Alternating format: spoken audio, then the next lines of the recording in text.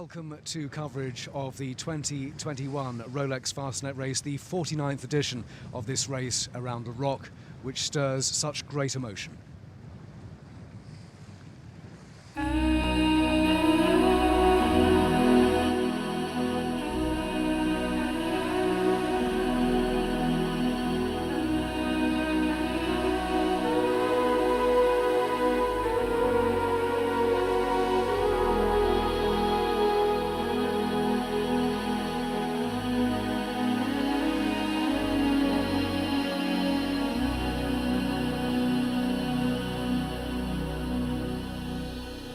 The wild and lonely Fastnet, so stately and so brave, so true an ocean sentinel to those upon the wave.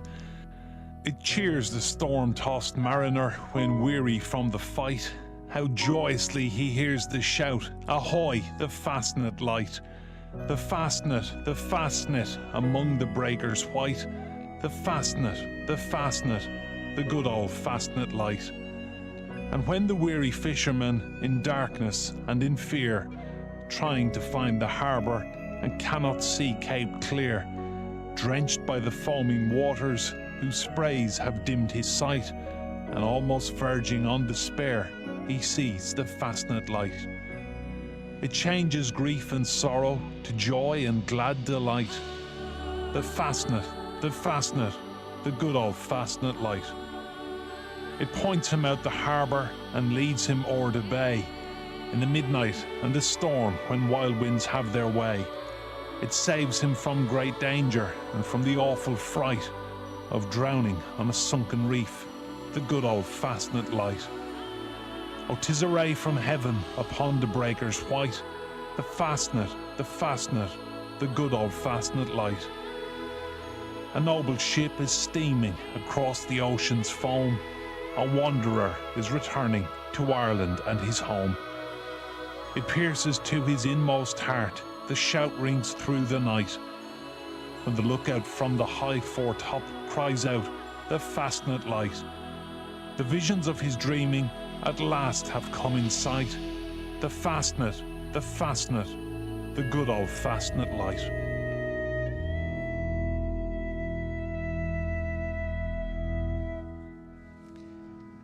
Fastnet Light, written 100 years ago by Cape Clear Islander John K. Cotter and read for us by Enda Brady. Welcome to coverage of the 2021 Rolex Fastnet Race on Fastnet Live 87.9 FM, also on RolexFastnetRace.com, on Facebook, on YouTube. I'm Simon Viger, based at the Royal Yacht Squadron, the most famous start line in yachting. I'm joined by a galaxy of sailing stars. Pip Hare, star of the Vendée Globe, is with me. Yachting journalist Louis Habib is here too. Out on the B&G Instruments commentary rib is round-the-world racer and former winner of the Rolex Fastnet Race, Abby Ayler, and calling the shots out on the rib with her, my co-commentator, Matt Sheehan. Morning, Matt. Hello, how are you doing? Looking forward to it. Looking forward to it a lot. Yeah, no, we've been working up to this. This is the big one, and what a start for it. 24 knots average wind speed out here, out at the outer end of the line, gusts 27 knots, so pretty punchy out here, but sea state not too bad, but pretty busy, isn't it, Abby? It's an interesting way to start the race. We haven't seen it like this for a while. No, we're seeing an armada of orange storm jibs and trysails coming up from the Hamble direction. Certainly a lot of the smaller boats. We've been in amongst the Armoccas, who are very reefed down, and we have to remember that a lot of these boats have come across from France, so they've not only had to get themselves ready for this morning, but they've also had a fairly long passage across, and that adds in logistics and timings and tiredness and all sorts of factors. So yeah, looking forward to seeing this first start get off. Pip Hare with me here at the squadron. Pip, what are the emotions like now? Because there are professional rock star sailors out there. There are Corinthian amateurs as well. But what was it like getting ready with just half an hour to go? I think people will be excited, tense. You know, the first 24 hours are going to be tough. Just leaving the Solent is going to be tough. So I think a lot of these skippers will be thinking about how they can keep their boats safe, get away clear. but also really excited for the new course. There are new records to be set, so it's just a mass of emotions, I'd say. Louis, we've got the multi-hulls going at 11 at 10. They're just monsters, aren't they? Who are you looking out for there on that multi-hull style? All of them. All of them. It's just an incredible collection. And the thing to remember, we have got the old teams which are capable of extraordinary speed, but we've also got the Mokra class, which are fitted out. They're a lot more comfortable interior, but they've also been leaps and bounds in their development as well. And right now we can see on the screen Sodibo there. That's Thomas Colville. Come on, Pip. I'm going to bypass Simon. That's terrible. Tell us about Thomas Colville and Sodibo. Well, Thomas Colville is an incredible legend. So he set a single-handed round the world record in an old team. So you look at the size of that boat, you look at how fast it goes, and you imagine one person sailing that to the max all the way around the world. I mean, what a legend. Here's another legend. We've been speaking to Dee Kafari, who's taking part in the Rolex Fastnet Race 2021, and Dee has been speaking with Matt. Now, Dee Kafari, who joins us now on the stage, is best known probably for her round the world exploits. She was the first woman to sail around the world in either direction. She sailed around 6 times. She's only the only woman to have sailed 3 times around alone, and the list goes on and on, Dee. But first of all, I'll start with you, Dee. This year's changed, isn't it? Now you've changed gear. You're on a boat that's considerably smaller than you normally sail. Why? Well, I'm asking myself the same question given the forecast. Since 2001 was my very first Fastnet race, and I've only missed one in that whole time. And here I am, race number 9, on the smallest boat I've ever raced on. I thought as you got older you were meant to get bigger boats, but now I'm here on a 33-footer with just James and I'm absolutely loving the double-handed fleet and the racing. I should say you're here with James Farida. The two of you have been sailing together this season. James, give us a sense of what you've been up to, because you've been pretty busy, haven't you, in the offshore series? Yeah, so we started sailing together last season. Last season was a little bit difficult with COVID, but we managed to get a lot of racing done, and it was a really good thing for our class. We saw massive growth, and then this year the build-up has been towards this race, and so yeah, we've been busy with the Rolex season, and really excited to line up with the other UK boats and the French boats for this race. And it's been really tough competition, isn't it, Dee? It's been close, isn't it? It's probably been among the most closely fought of all of the classes. Definitely. You make a single mistake and the competitors are there to absolutely capitalise on your mistake. And there is no room for error. And there's no kind of form guide either. You can't call it. And so it really is about the boat that's going to make the least mistakes. And it's just really lovely to be in such an incredibly competitive class with such a wide range of sailors involved in it as well. So James is keeping me young, but somehow I haven't got it right. He sits at the back of the bus and I'm at the front. I'm not sure what's going on. And it's a very competitive, it's a big fleet as well. One of the things that's, because you've been documenting your progress, both of you, through this season, one of the things that comes across quite strongly in that is that basically you don't get any sleep in the course of 2 or 3 days. But the Fastnet's going to be different, isn't it? You've got to get some sleep. How does that change the game? You've got to manage yourself because you can't afford to make mistakes. You've got to have the ability to make a really clear decision day 3 as you do day 1. So you can't go all out and hit a wall and then just struggle and hang on to the end, because the competitors won't let you get away with it. So you've got to manage it yourself. You've got to manage each other and manage the boat. And it's going to be a tough initial start out of the race tomorrow, and so we need to be ready for that and make sure we're pushing just as hard as we close the coastline of Cherbourg as we are as we leave the Solent tomorrow. Doesn't sound too difficult, James? Yeah, I mean, especially given the forecast, it's going to be really important that we manage ourselves, particularly in that first 24 hours. So that, as Dee says, later on in the race we can make really good decisions, particularly if we are going to see this shutdown happen when we approach Cherbourg. I think it's easier. I'm off watch for day 1. And I'll come on watch day 2. I was going to ask you about that, but that's she's a bit of a bully sometimes. Great. Well, we wish you all the best. It's been great watching you so far. I can't wait to see how you do in this race. But good luck. Thank you. Thanks a lot. Much. James speaking to Matt yesterday at the sailors briefing here in Cows on Cows parade, and obviously carried live as well on RolexFastnetRace.com. Full coverage of the race on the website RolexFastnetRace.com right through until the finishes. All the best video clips, all the interviews, all the results will be there over the next few days. Getting windy again here at Cows. Matt Sheehan's out on the B&G commentary rib. What are conditions like now, Matt? Yeah, they've sort of stayed pretty much the same. We've got gusts so far up to 27 knots, steady sort of mean speed at about 22 knots, so not too bad really. I mean, it looks pretty wild. I think the sea state's going to get a little bit livelier when that tide turns and heads to the west, but for the time being doesn't look too bad, does it, Abby? What's your take on it as you look up to Windward?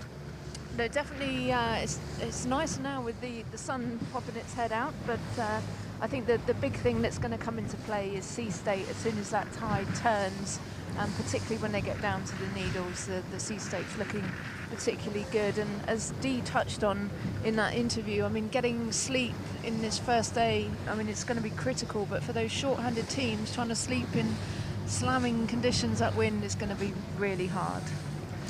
Do you think they're, I mean, I've been saying I was expecting the old teams in particular to start on the pin end. From a tactical point of view, do you think that's the case, or do you think they might, because we're seeing Gitana down by the squadron end, we've got Sadebo out here. What do you think their thinking is? I think given that it's an upwind start, it's really about getting a clean position. You're not looking for that tactical best start. It's really just space. I mean, these boats just need space to get going. Obviously takes them a fair amount of time to tack, so it's all about probably getting longest lay for each tack and most time and space. Well, half an hour to go until our first start, less than half an hour to go actually. It's 11:10 for the multi-hulls. Matt doing lots of interviews yesterday, including Charles Cordelier on the Ultime Battle, Maxi Evelyn de Rothschild. Let's hear what Charles had to say. It's it will be to start with southwest and finish with northwest will be perfect.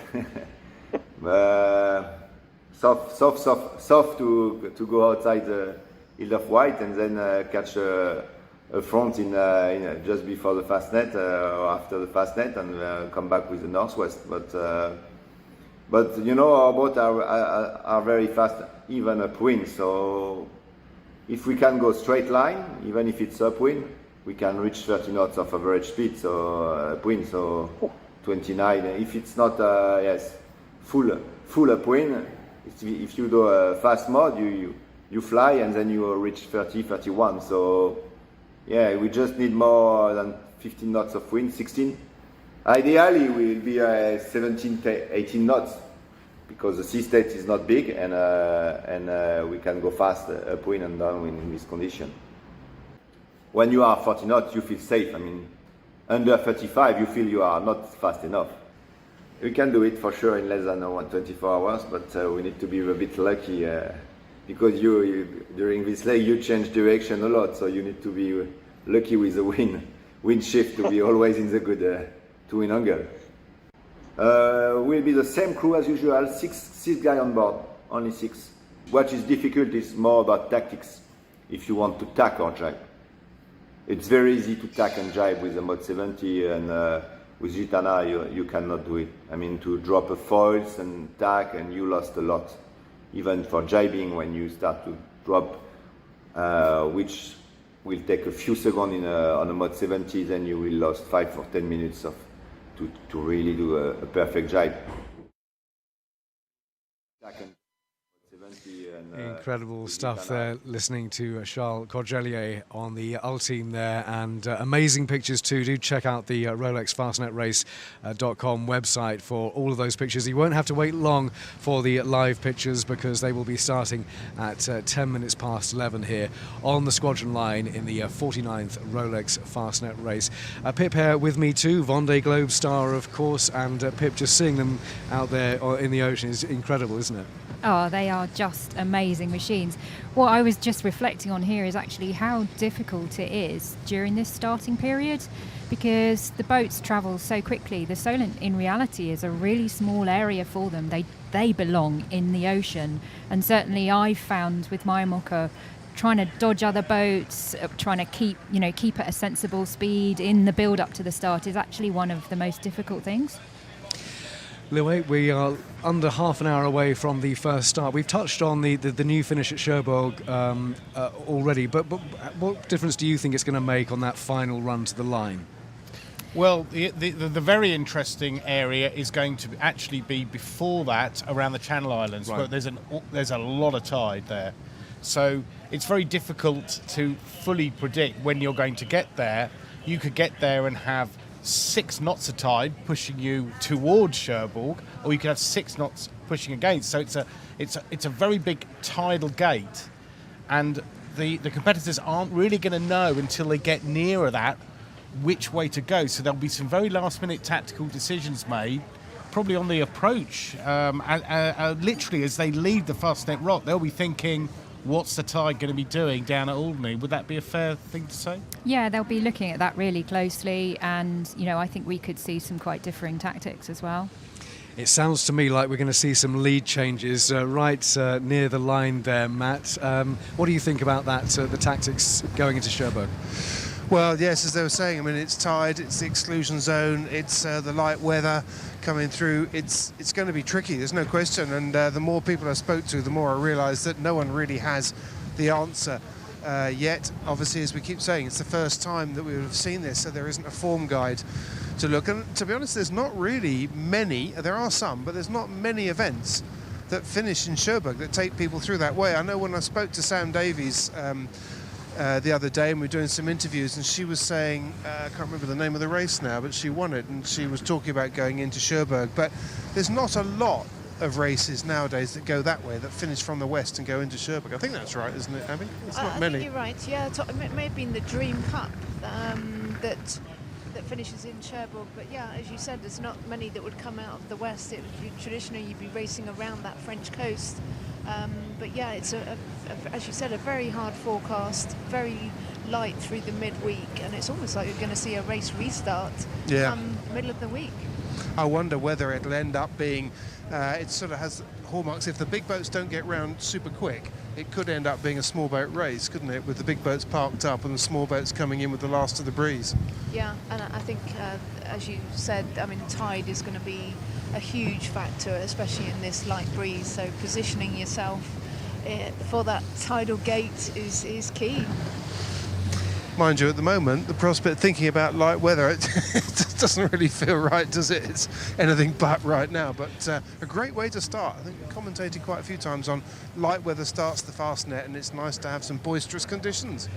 Absolutely, the race getting underway in just over 20 minutes time with 11:10, the multi-hulls. But what the great thing about the Rolex Fastnet race is the variety, and we're seeing it here out on the Solent already with the massive multi-hulls, the huge monohulls as well, which we will get to. But there are some classic old boats here as well taking part, and there are starts every 15 minutes, and we will bring you the details of those starts, of course, as they come along. But the first one will be the big multi-hulls at 10 minutes past 11, and we can see Pip some big reefs in on some of the sails. I think most of them look as if they've got reefs in.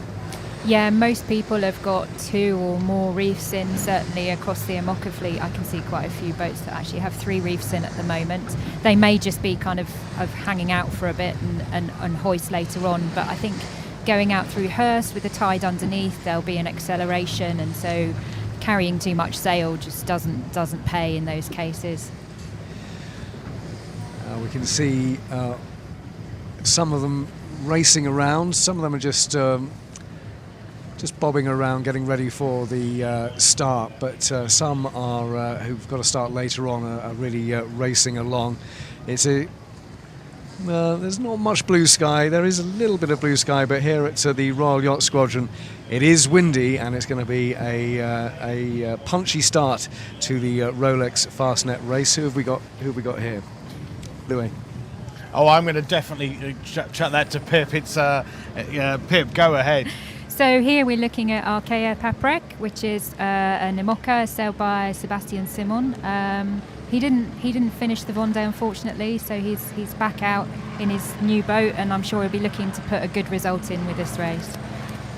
As the heli-telly comes over cows, we can see one of the multi-hulls as well, just not going too fast at the moment, but they certainly will be. Cowes Castle, the Royal Yacht Squadron, most famous start line in racing, and great to have the Rolex Fastnet Race here starting in 2021. So much was cancelled last summer because of the pandemic, but of course the Rolex Fastnet Race every 2 years, and the great race getting underway at 11:10.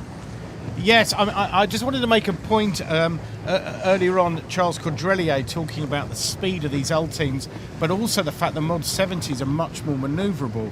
And if we do have a dead upwind start, we could see the Mod 70s possibly actually exiting the Solent ahead of the old teams. I know that sounds crazy, but they are just so, they can turn on a sixpence a Mod 70 compared to an old team. Is that right, Pin? It's not actually my field of expertise, but well, yeah. we'll find out together, won't we? I wouldn't mind betting that the two Mod 70s, Argo and Maserati, are not far off those old teams at the Needles. There you go. Yeah, interestingly enough, I talked to Charles in that interview. There's a fair bit more, and we chatted afterwards about it. And of course, he's sailed those Mod 70s a lot anyway, because the Team Gitana had one of those Mod 70s that they did quite a lot of the development work for the old team. And he was saying just that. He said that they are a lot more manoeuvrable on the Mod 70. You can change gear. But he made an interesting point that actually, because it's smaller, you can change gear more quickly because everything is physically smaller. He said, but you have to change gear because you've got lots more of them. And he said, one of the nice things about sailing an old team is you've only got 3 or 4 gears anyway, so you don't actually change gear that often. But he did make the point that when it comes to tacking and jibing, he said, that can take 10 minutes to do that. Well, 10 minutes is more than the width of the Solent at the speeds they go at, so I hope he can do it a bit quicker than that. But one other thing that I just wanted to say that I've noticed out here, or 2 boats in particular that have really caught my eye, and there's plenty more to see, is Sodebo, Thomas Coville's. Well, it's not so new now, it's a year old, but I haven't seen this boat in the flesh before, but it's an amazing looking boat. If you get to see it, it's really weird because the cockpit is in front of the mast and it almost looks like a bit of a spaceship. So unlike everybody else who has their cockpit behind the mast, their cockpit's right up at the front of the boat, and it's quite an extreme boat. And the other boat that caught my eye is Charal, the Imoca 60, and of course, he was very unfortunate in the Vendée Globe, suffered some major damage and had to go back and really wasn't in the running, and he was one of the favourites. But he's back now. He's got some brand new foils in there, and the boat looks super tricked up. And I just got a feeling that they're really out to prove something today in this race. In comes the Red Funnel Ferry. Cowes, a very, very busy place, even busier than usual today. There's the Maxi Edmund de Rothschild. We were hearing from Charles earlier on. They're getting ready for their start at 10 minutes past 11. Louis Habib, yachting journalist, he's a mine of information on offshore racing, so much so that I'm going to call in the Encyclopedia Fastnetica. Louis, who should we be watching out for? We've heard about Edmund Rothschild. Who else are you looking out for in this multi-hull start?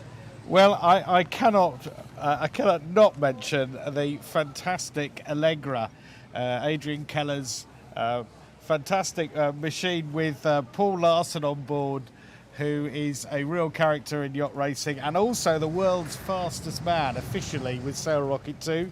He's done 68 knots, so he knows all about speed, but Allegra will not be doing that speed. However, they were the winner of the Mocra class, the Royal Caribbean 600, after time correction. And that's been all through so many different kinds of development program. It's been extended. It's had a J0 with inboard sheeting fitted. It's one hell of a machine, but it's nowhere going to be near the old teams. But on corrected time on the Mocra, I think it's got a very good chance. So Allegra, there you go. Right, we will look out for them. And we've got more of the IRC classes now coming out of Cowes with, as we heard earlier on, they have to show their orange storm sails, the tri-sails, to the race committee. They have to do their radio checks and show that they've got all the life jackets on board, show everybody who is there. But the IRC class is starting a little bit later on. Just to go through the start schedule again, we've got the multi-hulls at 10 minutes past 11. The Amoca 60s and Class 40 at 11:25. IRC 0, the Maxi monohulls at 11:40. IRC 1 and the Figaro 3s at 11:55. IRC 4 at 12:10. IRC 3 at 12:25. And IRC 2 at 12:40. So starts right through to 12:40.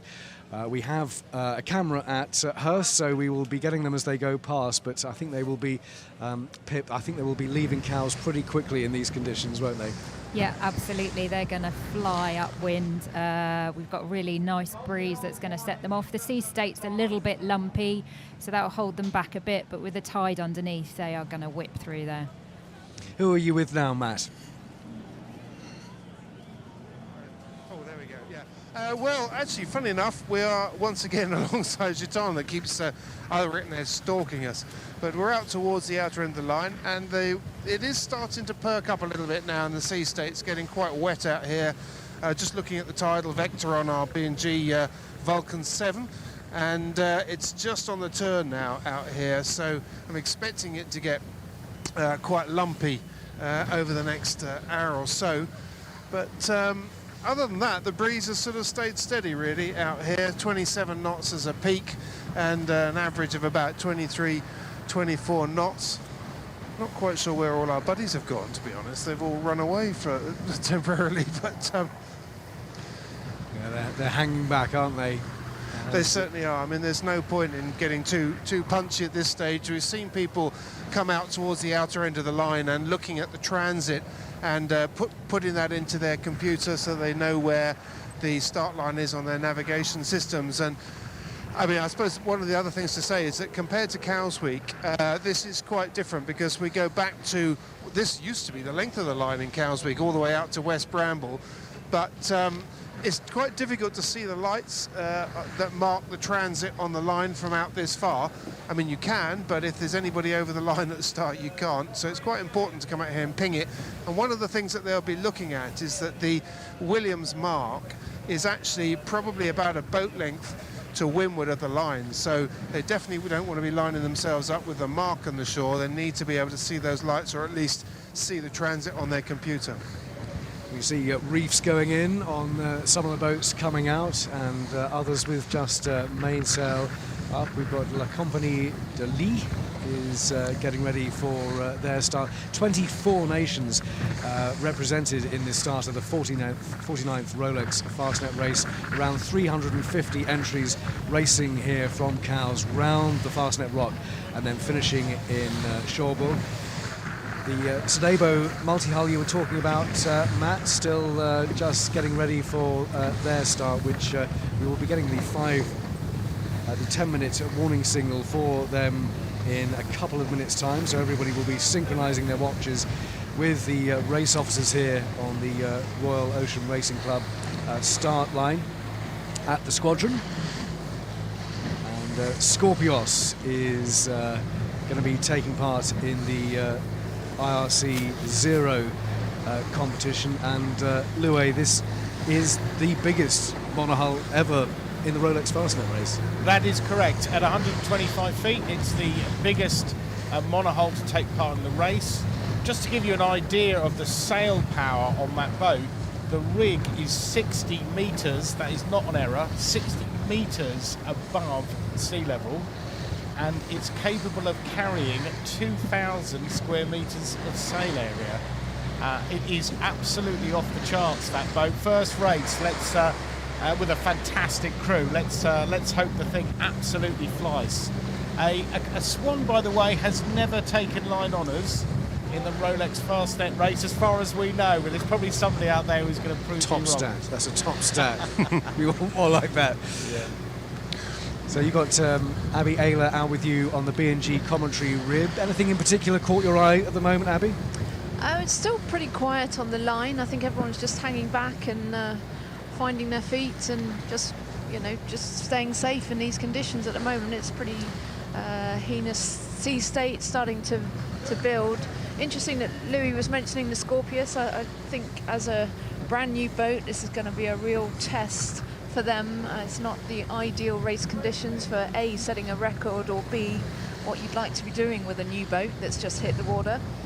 So it's going to be pretty testing for them. A, they've got 7.5 meters of draft underneath them, and that does not leave a lot of Solent left to be tacking out.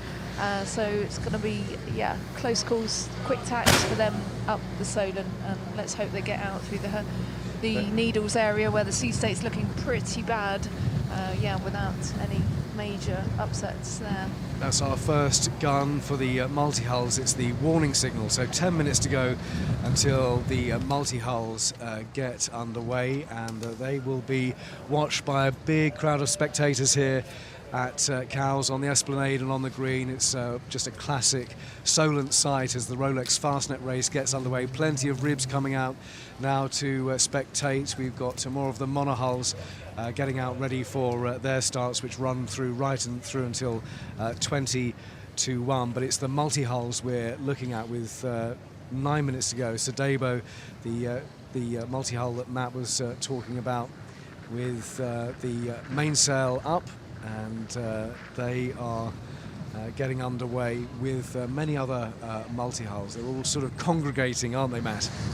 Yes, they are, and we're just sort of looking at, we were just talking about that. I mean, Abby, you think they might have changed, or, well, maybe they haven't changed their mind, but they look like they're going to start further towards the squadron end of the line. Yeah, I think definitely what we touched on earlier about the tacking of these multi-hulls and just how difficult it is.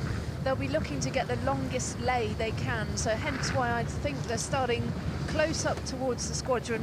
It'll give us the longest lay on port, and with this forecast we're expecting to see that a left trend in the breeze, so that will be lifting them as they go. So I think that's what the big aim here is going to be, a long port tack over to the mainland shore, and then maybe, you know, a couple of tacks then as they get out the Solent. But that's what they're looking like to set up. We just saw just a slight and a tiniest hint of the power of these old teams. Gitana on starboard tack, just with their mainsail set, with 2 reefs in the main, and that might even be just 1 reef actually. Just did a little bear away to get back down further behind the line and with their buddies, and just took off downwind and then just slowed down and parked up again. But these machines are incredible. One last thing I wanted to say about it was in Charles Quadrelia's interview. I still giggle every time I even think about it. He talked about averaging 30 knots upwind, averaging that, and he also talked about at 40 knots you feel pretty safe. That's the different kind of world that these guys sail in. Matt Sheehan and Abby Ayler out on the B&G Instruments commentary rib. Here at the squadron is Simon Weiger with Pip Hare and Louis Habib, and we've got the start of the multi-hulls in 7 minutes' time. They will be counting down, getting ready for their start, with 12 yachts entered in this class. A lot of French boats and a few British boats and other nations involved there. Pip, who else are you looking out for in the multi-hulls?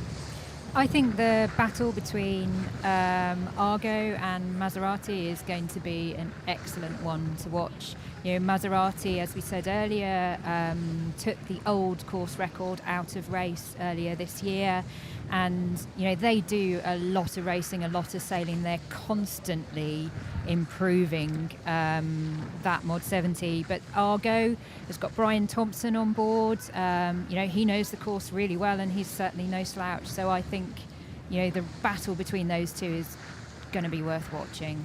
And I think, Pip, it's important to stress that both are 70-foot trimarans, but actually very different, because Maserati has T-foils, so the rudders actually lift out of the water. It's also got a manta foil on the main hull, on the middle hull.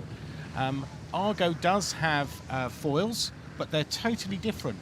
So the two boats will react differently to different sea states and different wind angles. So they're the same, effectively the same hull originally, but they're now very different boats.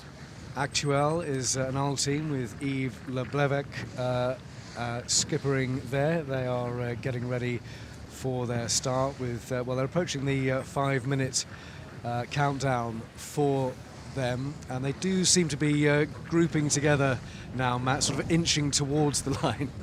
Yeah, they are, aren't they? They're just as Abby was saying, starting down towards the squadron end of the line for that long port tack lay out through the Solent. The interesting thing is, looking down to the west, I can see that there's quite a big rain shower going across the western Solent further down, and I just wonder whether that's going to have a bit more breeze under it. Fiona talked about that in the weather briefing. Chris Tibbs did yesterday as well, about the risks of there being extra breeze when the rain came in, so that's going to be something to watch for.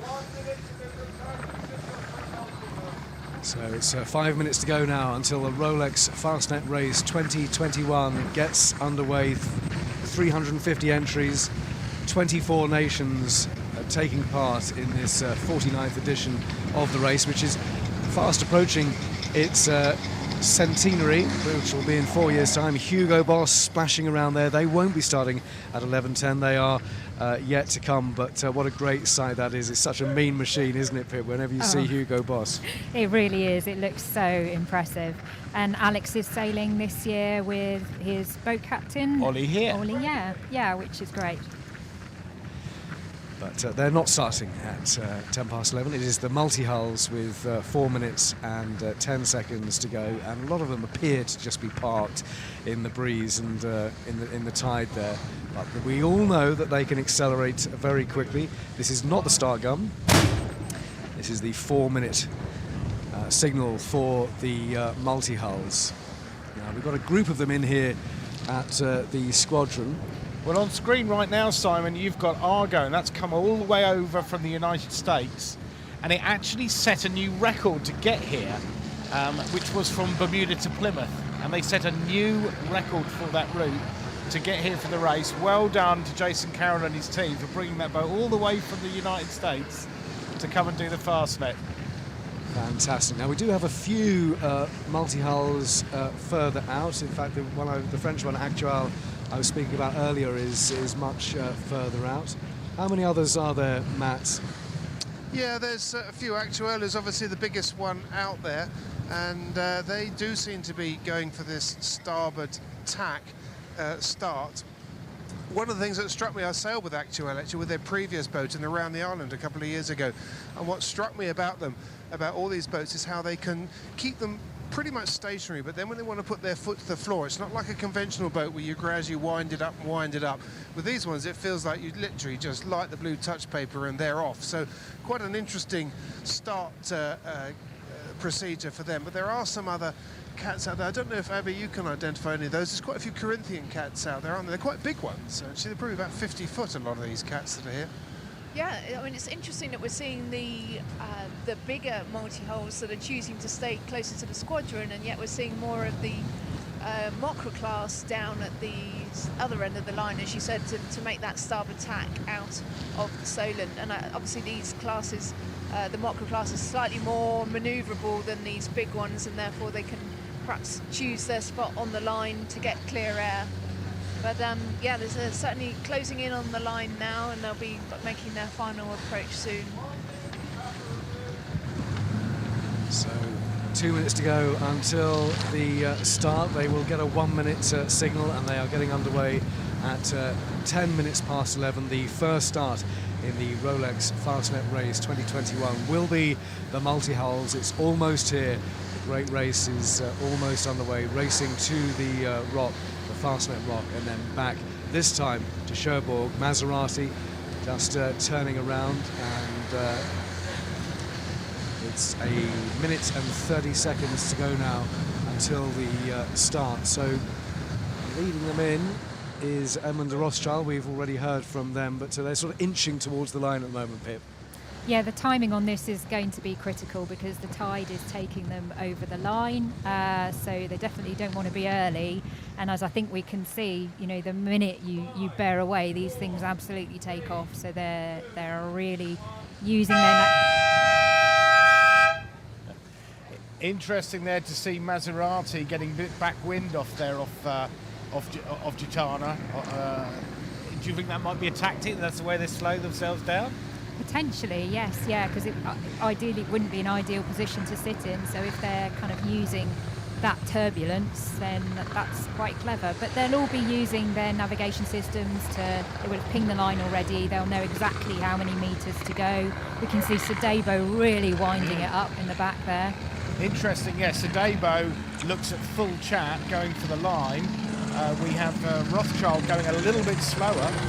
Here we go then, the start of the Rolex Fastnet Race 2021. The next gun you will hear will be the start, and Matt Sheehan out on the B&G commentary rib.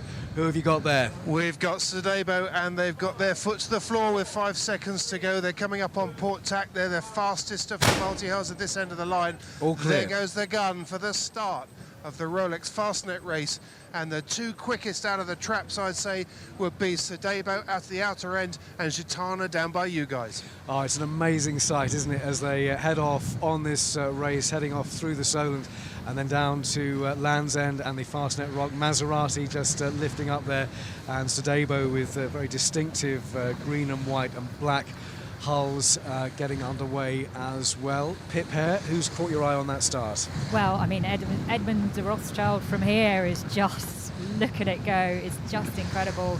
Just eating up the Solent. They're going to be out the needles before we know it. And Louis, looking further up the line, they're quite spread out down the line there. Well, I've got to pick out Argo here. They've got a cracking start if you look at their nearest competition, Maserati. It's also interesting to see the different styles. Argo isn't as heeled as much, and the most efficient way to race that is just to have the middle hull just out of the water. Maserati, I think they're having problems because they're seesawing a little bit with those foils in the sea state. So early indication, we see Maserati lifting and then going down, lifting and going down. Argo seems to be much smoother, but as you say, Edmund de Rothschild, what a start that was. That was hair-raising. A spray is flying as the Rolex Fastnet Race is underway. Sadebo and Maserati and Edmund de Rothschild leading them away to the west as they try to leave the Solent as soon as possible. Matt, who are you with now? Well, that was an amazing start by Sadebo, really. I mean, they were so confident with their timing. They had their foot pressed to the floor. They were the first by a long way to actually accelerate in towards that line and absolutely smoked it off. They're now just off Standsaw Point. That's how small the Solent is when you're doing 25 knots upwind. Pretty impressive, Abby, wasn't it, that start? Yeah, very impressive. I think, as you said, we're only, 2 minutes after the start, and Sadebo is already approaching the mainland shore, so she'll be tacking pretty soon. I think those boats that have really snuck up to the squadron end of the line are really going to pay dividends here. But yeah, you can see timing-wise, I mean, that's amazing. It's almost 2 to 3 minutes, and they're across the Solent. It's going to be a lot of short tacking. They're going to be putting in a tack soon, and of course the first cross is going to be very interesting and revealing. Obviously there's almost 700 miles still to go, but it's going to be interesting when Sadebo does tack and they come across on starboard. I suspect, looking at it, Abby, it looks to me like Gitana is actually going to clear them. They're going to be clear ahead, aren't they?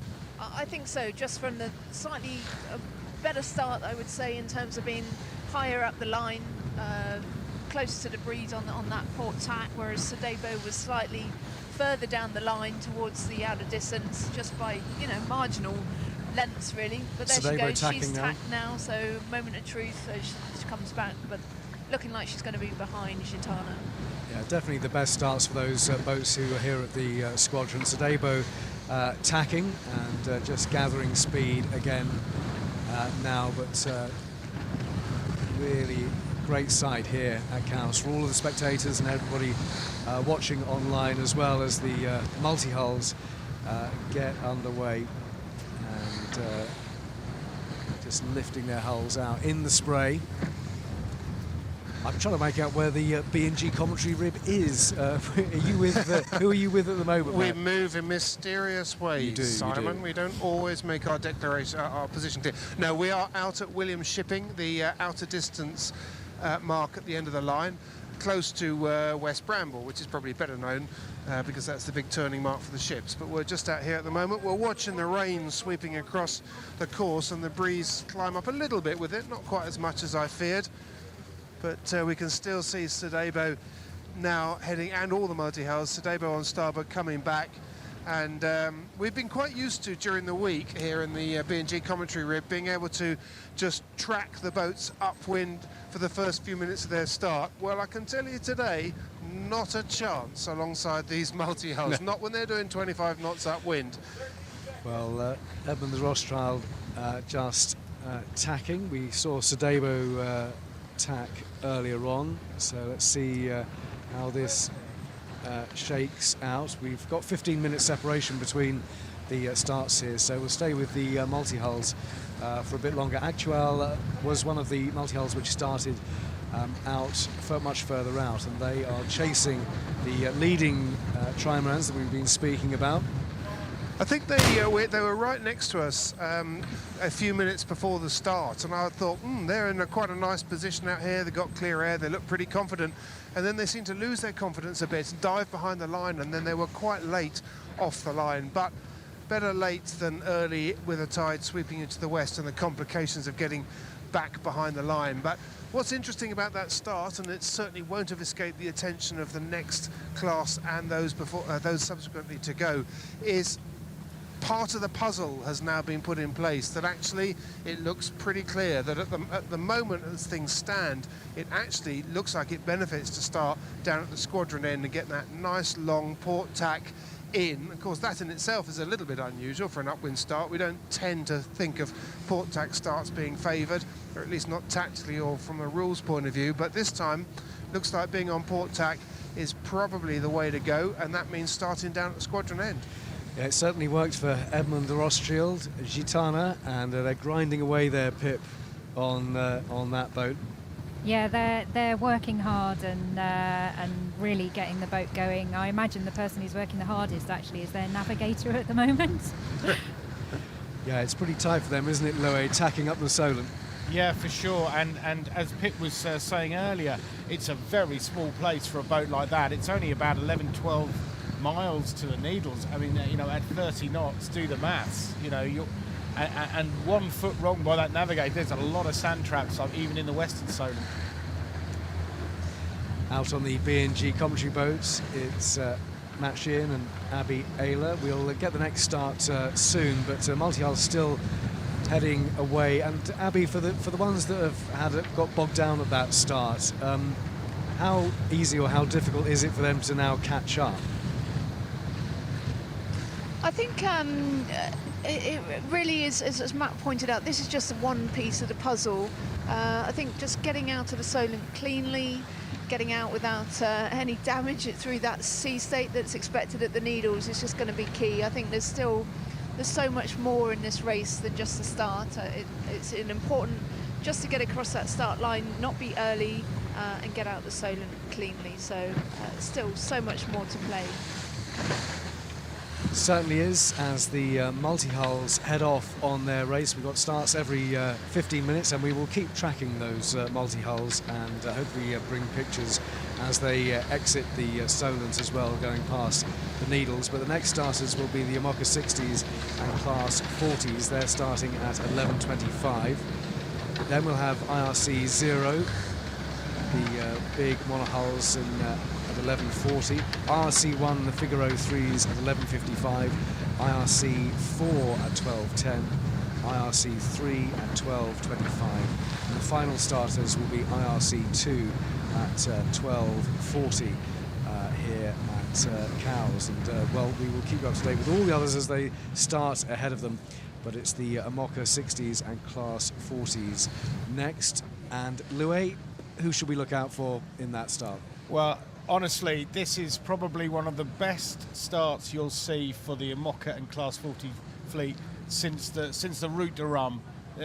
We've got 13 Imocas, and there are no slouches in that fleet whatsoever. 36 Class 40s, and a lot of them are very high bow numbers. They're very modern boats.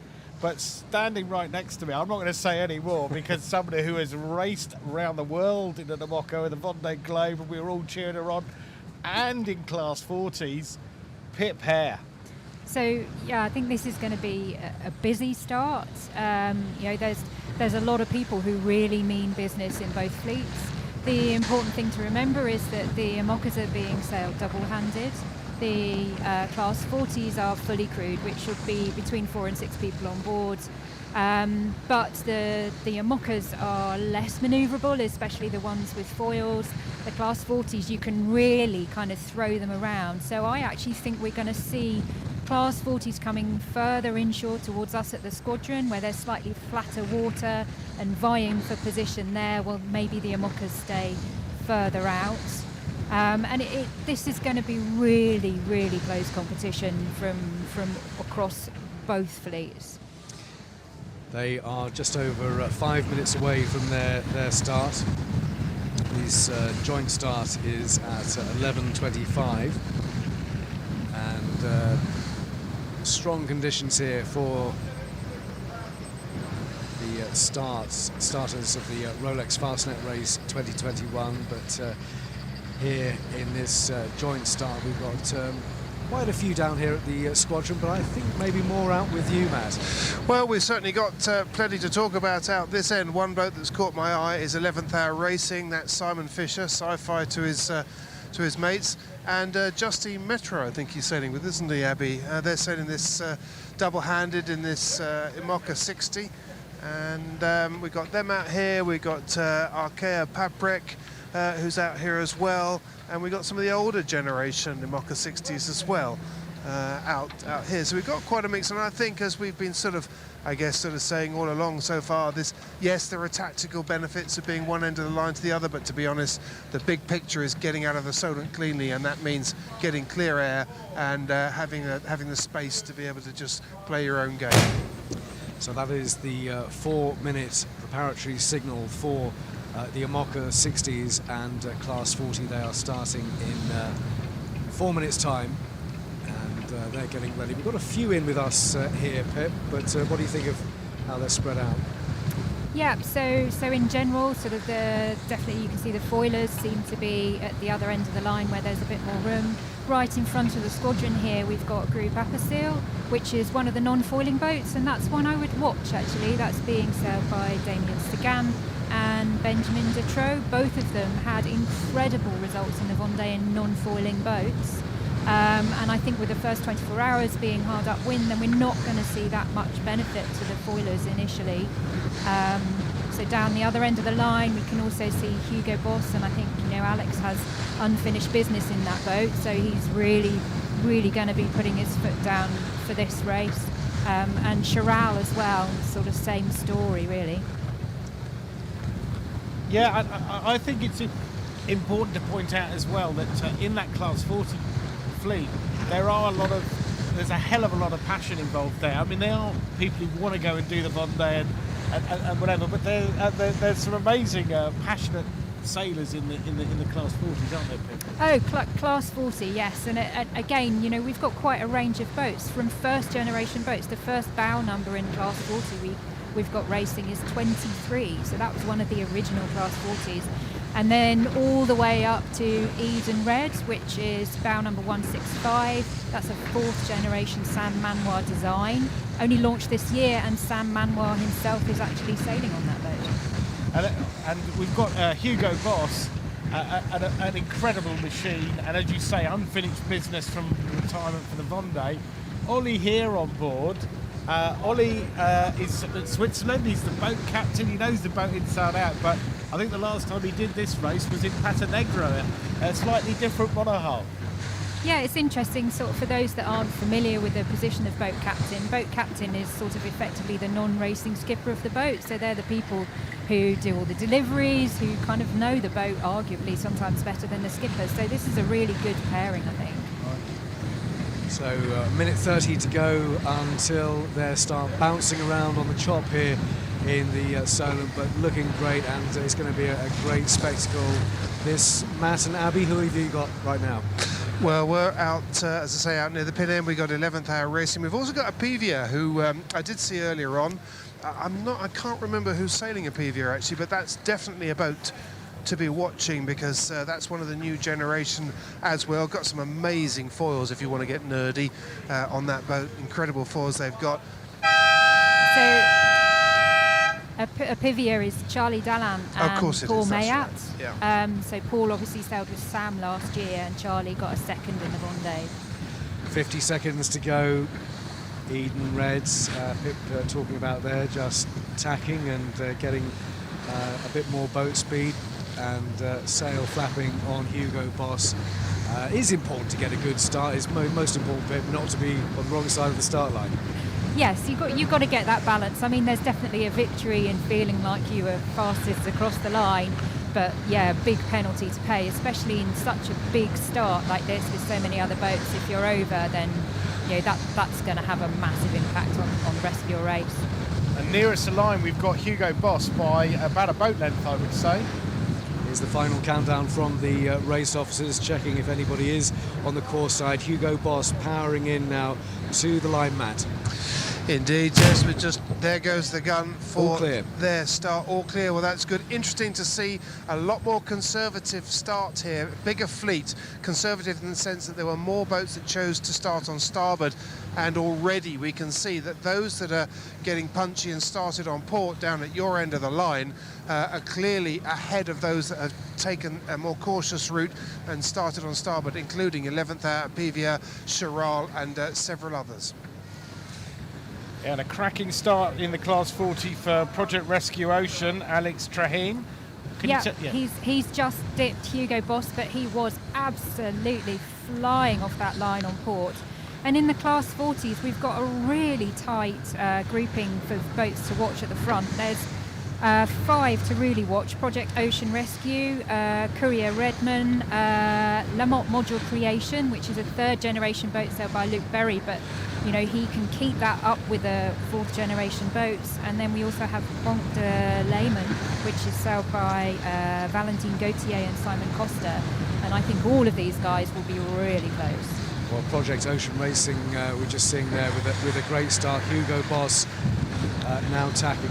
Good. Yeah, he's going off on his port tack, and he should be, by the looks of it, he's really nicely clear ahead of the rest of the IMOCAs there. So he's got a nice long tack up there. It's interesting to see the Class 40s really holding pace with the IMOCAs in these conditions.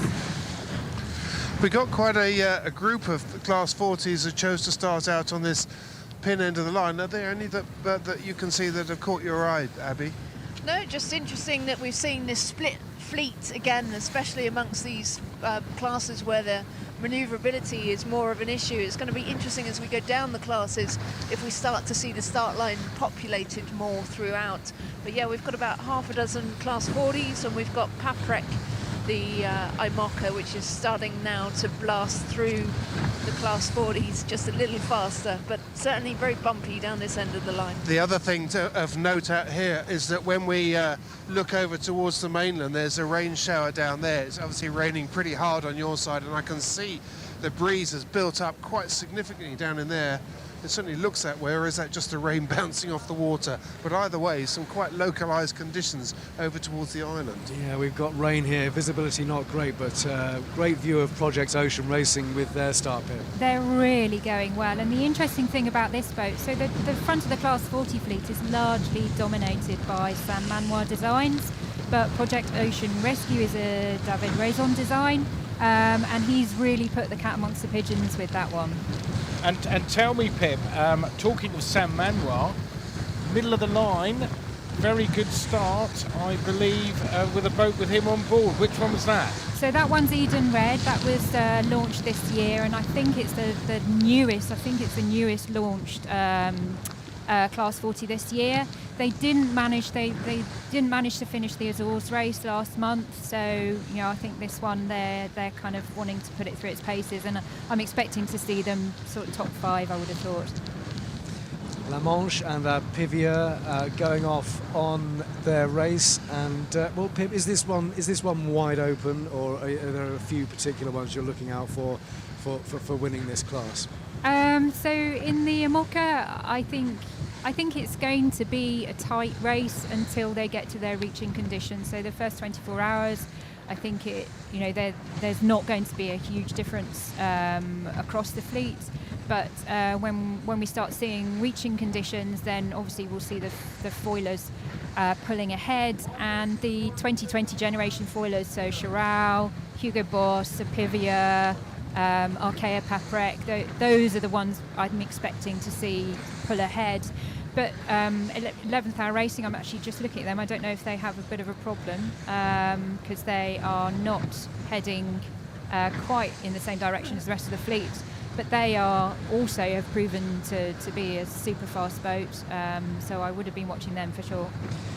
Hugo Boss getting off, and the next starters will be IRC 0, the big boys in the monohull class IRC 0, but off go the Mockers and class 40s for their start. We've saw Hugo Boss with the spray flying, and we will check out how they do as they get towards the needles. Well, if there's one person who doesn't mind putting his foot flat to the floor when it's breezy, that's Alex Thompson, isn't it? He loves smoking it off the line, and so I'm not surprised to see him make an aggressive start. It's very much in his character. The other thing to watch out for with the Amokas is that they, although they're sailing double-handed, they've been allowed onboard reporters for this race, so I think we should see some pretty interesting, informative, exciting footage coming off them later in the race. This is classic Fastnet, isn't it? I mean, it just looks amazing as they head off with the spray flying over the bow. And, these are such mean machines, Pip.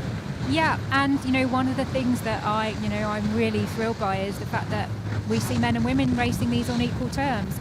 So in the Amoka lineup, we have Sam Davies as a skipper, we have Isabelle Josh, we have Justine Matreau, Alexia, and because they're such huge beasts, because you need to use your equipment and your brain to manage them, then it's a platform that men and women can race on equal terms in. And in these conditions, what's it like trying to control it in these conditions? Well, it is just trying to... Well, oddly, actually, going upwind is quite manageable in these conditions. The boats do around sort of between 10 and 12 knots. You're in, certainly in this environment, you're really looking out, watching your nav, and just thinking about heel angles, so trying to stop the boat from heeling over too much, playing the mainsail quite a bit. Manoeuvres are quite challenging with two on board, but I think certainly my experience of moving to a foiling boat is actually it's the reaching when they really, really show their teeth, and managing the power then is a challenge. Well, of course, Pip, in the summer, you experienced conditions that were even stronger than this, didn't you? Coming through the Straits of Gibraltar in the Ocean Race Europe on an Imoca 60, you had 40 knots or something going through there? Yes, yeah, so that was my first experience. I was sailing with Louis Burton on Bureau Valley, and we had a fierce breeze coming out of the Mediterranean, and I was pleasantly surprised about how controllable the boat felt in that. Great stuff as they head off to the west, racing past the Needles and then down to Land's End, and then it's the chase to the Fastnet Rock in the Rolex Fastnet Race 2021. The great race is underway, and full coverage here on Fastnet Live and the official website rolexfastnetrace.com for all of the latest pictures, results. You can find out where people are, and of course the interviews once they get into Cherbourg. But off they go in that second start. The Imoca 60s and Class 40s are underway with going through the Solent Chop in these lively conditions here in the start of the Rolex Fastnet Race. Who have we got crossing there as they're tacking up? Got Paprec. Yeah, we can see our Kea Paprec and some Class 40s. I can't quite pick out who they are. I've got to ask you, Pip, don't you want to be out there? I really do. This is quite torturous, actually. Is it? So come on, why aren't you out there? What's going on? What's going on in Pip Hare's world? So I just brought my new boat back to the UK. She's currently in Poole, and we only launched it 3 weeks ago, and it's just too early for us to be racing. We just need to sort of get into it gently, but yeah, I wish I was. Yeah. And you're taking it down to see the Caleros at Lanzarote, where the transatlantic race starts from? Hopefully we'll be doing some winter training down in Lanzarote, so I can really get to grips with it this year. A bit warmer than here. No, I understand that you want to be out there, but we're very glad that you're here with us, Pip. So thanks very much indeed for that. Cowes Castle, home of the Royal Yacht Squadron, the start line for the Rolex Fastnet Race, the most famous start line in all of yachting, and this the biggest offshore race in the world, and it's underway. Simon Weiger here at the squadron with Pip Hare and Louis Habib. Out on the B&G commentary rib, it's Matt Sheehan and Abby Ayler, and we've got some more big boats on the way, Matt. Yeah, we have. We've got some. I'm just looking at the state of the tiders. Yes, we have got some big boats. A few of them out on our end. I'm just trying to get my eye in on those, but of course the one that's completely unmistakable is Scorpius, the biggest boat in the fleet, 125 foot. Very easy to spot her because she's got jet black hull and bright yellow graphics, and a jet black mainsail with bright yellow graphics. Interestingly, Abby, she looks like she's quite heavily reefed down. 2 reefs in that main, isn't it, by the looks of it? Yeah, I think the one thing that's really standing out for me right now is Sailing Poland, which is Bauer Becking skippering that boat. That's a Volvo 65. They're currently at 1 reef. I think that's pretty punchy. Punchy, isn't it? Everyone else, as you can see throughout the fleet, is generally at sort of two reefs or more. So maybe Bauer knows something that we don't. But yeah, they're definitely heavily reefed, and it'll be interesting to see if we see this split start, port and starboard, looking for those long ley lines off the line. And conditions are changing quite quickly out here as well, aren't they? We have quite sharp showers every now and then some sunshine, and the breeze is going up and down with it. With the max we've had out here so far is 28 knots, and we've currently got an average of about 23, 24 knots. So yeah, some quite interesting up and downs to cater for, to cope with rather. That was the preparatory signal for IRC 0, 4 minutes to go, and Scorpios with the bowman getting an incredible ride there as they come into towards the line. The one boat, Simon, we haven't mentioned, and I've just come into view here, that is worth a quick mention is Rambler 88, George David's 88-foot monohull, Canting Kill monohull. That boat has got line honours in the monohull class 2 times in a row in the last 2 Fastnets. You've got to put them at the top of the list, haven't you, Abby, for line honours? I mean, it's going to be a big job to beat Scorpius, but George and his crew know this boat inside out. Yeah, I think that's critical. It's knowing this race, it's knowing their boat. Yeah, they're slightly smaller in waterline length than Scorpius, but equally Scorpius is newly launched. I'm sure they won't be without their teething problems, and with this particular forecast it's going to be tough for those boats. So yeah, I wouldn't be surprised to see the Rambler come through and take line honours. It just looks absolutely fantastic. Now, all things are relative, aren't they, Matt? Because normally we would be saying that Rambler was the giant, but just not today. Yeah, absolutely. But as we say, it's they're confident. They know that, as we say, they know their boat. We spoke to George David and indeed one of the other highly experienced people on board, Brad Butterworth, yesterday at the press conference, and they seem calm, collected, looking forward to the race, and yeah, they'll be one to watch, that's for sure. And Abby, we've got lots of Volvo boats here, obviously. Who should we be looking out for? Well, as I mentioned earlier, Bauer Becking skippering Sailing Poland, the Austrian Ocean Race project. So most of these teams have come out of the Ocean Race Europe, which happened just a month or so ago. Whether they've had slightly different crew changes, who knows? But I'm sure they'll be all be vying for the podium of the Volvo 65 fleets in this race, and it's their conditions. I mean, these boats love going upwind. They're heavy boats, and yeah, this is almost a perfect forecast for them. It is indeed. So a minute and a half to go until these big boats get underway. For you, Louis, who else should we look out for? Yeah, I mean, we definitely got to say Tala, David Collins, boat in IRC 52, 3rd overall 2019. Might not be TP weather, but we'll see. Oyster Catcher, 35, Richard Matthews, new boat. Varuna, Jens Kellinghusen's Curve 56. And Teasing Machine, Eric de Turkheim, the Rortweiss Commodore with his 54-footer. Wow, I mean, you know, it's still right up there, the level of the competition through the multi-hulls, through the Mokras, through the Class 40s, and now into IRC 0, which often produces the overall winner of the Rolex Fastnet Race. Well, look, here comes Scorpios in towards us at the squadron, but it's Rambler closer to the line, Matt. It is indeed, and they're actually just putting their bow down a little bit because I think they thought they got a bit too close to the line. The tide is now sweeping to the west as they come in the last 20 seconds in towards the start. They put their bow down, they got behind the line, they're now just slowing down a little bit, and now they're starting to wind it up as they head towards the squadron. Final countdown from the race officers here. Let's see if they're all clear as they start their race. And they're all clear, so Rambler crosses, Matt, with a great start there. Yeah, absolutely superb start. They really got that, hit that on the button. Their time on distance into the line was really good. They've accelerated out the other side.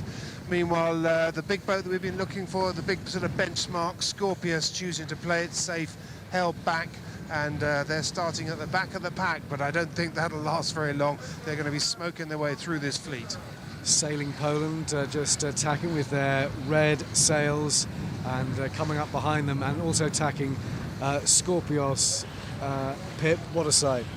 It's magnificent, isn't it? And when you look at the mast height compared to all of the others, it absolutely dwarfs everything that's out there. We see Sailing Poland now, I think they were going down to, I didn't think they were crossing Rambler 88. They just put a dip in, looked like they were going to go behind, but Rambler's tack now. And Sailing Poland is looking in really good shape. The one reef seems to be paying off for them. Yeah, Rambler R88 tacking with the grey hull there, heading off to the west. A great start for them, but it looks to me, Louis, like Scorpios is catching up a bit. Yes, what a machine, and just remember, it's 23 tons with all that sail area, but I'm amazed how heeled over she is. With those reefs in, that's looks a little bit too heeled over for me. Yeah, certainly angle of heel is quite important in these conditions, and they do look very heeled. So Matt, who's looking good there, Rambler? Yeah, we're just, Rambler smoking away out the front of the fleet, got the best start, hit the line at speed on time. But Abby, I'm just looking out at just to leeward of Rambler is a Volvo 65 by the looks of it, blue sails. And I'm not quite sure what that boat is. Because they made a good start as well, didn't they? Yeah, indeed they did. I think that's the Austrian race project, if I'm not mistaken. Yeah, they look like they've got two reefs in their main. They've got a J2 jib on. They were slightly shy of the squadron end of the line, but have obviously got clean air and are just flying ahead. Interesting, the different sail choices between her and also her sister ship, the Sailing Poland with the red sails that we talked about earlier, how different they are in terms of how much mainsail area they have. So yeah, great start by that team. Lady first three of the French boats getting underway, but they're chasing those who started a bit earlier. Rambler RE88 with the Solent spray flying over the bow there. Plenty of crew out on the rail, and a great start for Rambler. And will George David finally get his windy fastnet? They at the press conference, Brad Butterworth joked the breeze is going to die at the end, because it always has. Maybe this is the one when Rambler absolutely flies like a blur into Cherbourg to take light honours ahead of the bigger boat. Sail Polands with the red sails had a good start as well, heading off with Rambler, and Scorpios still heeling over a fair bit there. It's a huge monohull in IRC 0 in the chop, and these strong conditions for the start of the 49th Rolex Fastnet Race. It's Rambler USA 25555 with the best start there. Can you still see them, Matt? Well, funnily enough, we're just making our way around the back of a car transporter, which is just tucking around West Bramble at the moment. So we've lost a bit of visual on a few things just for the moment, but it'll be through in a couple of minutes. Just to tell you that Rambler 88 may be looking at trying to break the record. We'll be setting a new one for this course, but the average for the old course was 14.26 knots, and I bet you they've got that number written downstairs. So we saw Scorpios and Rambler there, and we've got one of these Spanish entrants is Hyper Ocean Racing, number 7, but it's a great sight that with Rambler and Scorpios. Amazing. I think the really striking thing is just how comfortable these boats look in these conditions. You know, they were built for bigger seas and big breeze, and you know, you look at Rambler and it just looks like it's meant to be in these conditions. It's not bothered by sea state at all. It looks very comfortable. Yeah, and just to tell you that the skipper for Scorpios is Fernando Echevarri. He's an Olympic gold medalist in the Tornado, is Spanish. Brad Jackson, Tony Mutter from New Zealand, and also Xavier Fernandez from Spain. An all-star cast on that boat. That's just a few pickouts. So off they go, and 26 on that start. We have got 56 in the next start, which will be IRC1 and the Figaro boats. So many more taking part in the next start. They will be heading off across the start line in under 10 minutes time. But yeah, great to see those big sails heading up to the West Mat. It is indeed. It's classic, isn't it? Just, we keep saying it, but it is. And yeah, it'd be lovely to see what it looks like from the air, and I'm sure you can see that from the helicopter shots that you're getting. And I just wonder also where the big multi-hulls are, whether they've actually got close to the needles yet or not. But obviously we can't see them from that end, but from this end rather. But quite a gathering out at this outer end of the line. And actually, as the huge car carrying ship Polaris Highway turned the corner and went through and headed to the east, it did just occur to me that whilst there might be quite a lot of skippers and crews, a bit of anxiety about today getting it underway, just I guess we should spare a thought for the captain of a ship like that being told that he's got to come out on boisterous conditions and through a Fastnet start going the other way. That'll get you pretty nervous as well, I reckon. Easy done. Well, they're heading off now, and we've got IRC1 and the Figaro boats starting in at 11:55, so just over 5 minutes away from their start. 7 minutes to go until the start of IRC1 and the Figaros. Louis, let's talk Figaros first of all.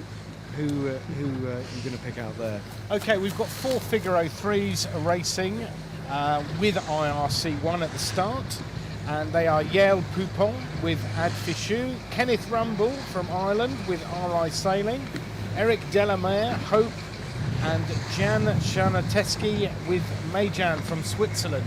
The Figaro 3 is basically designed to be, shall we say, the doyen of figurists in France. I'm losing the words, but it's the route. It's the route you go through to end up with the Vendée. That's a terrible thing about the Figaro.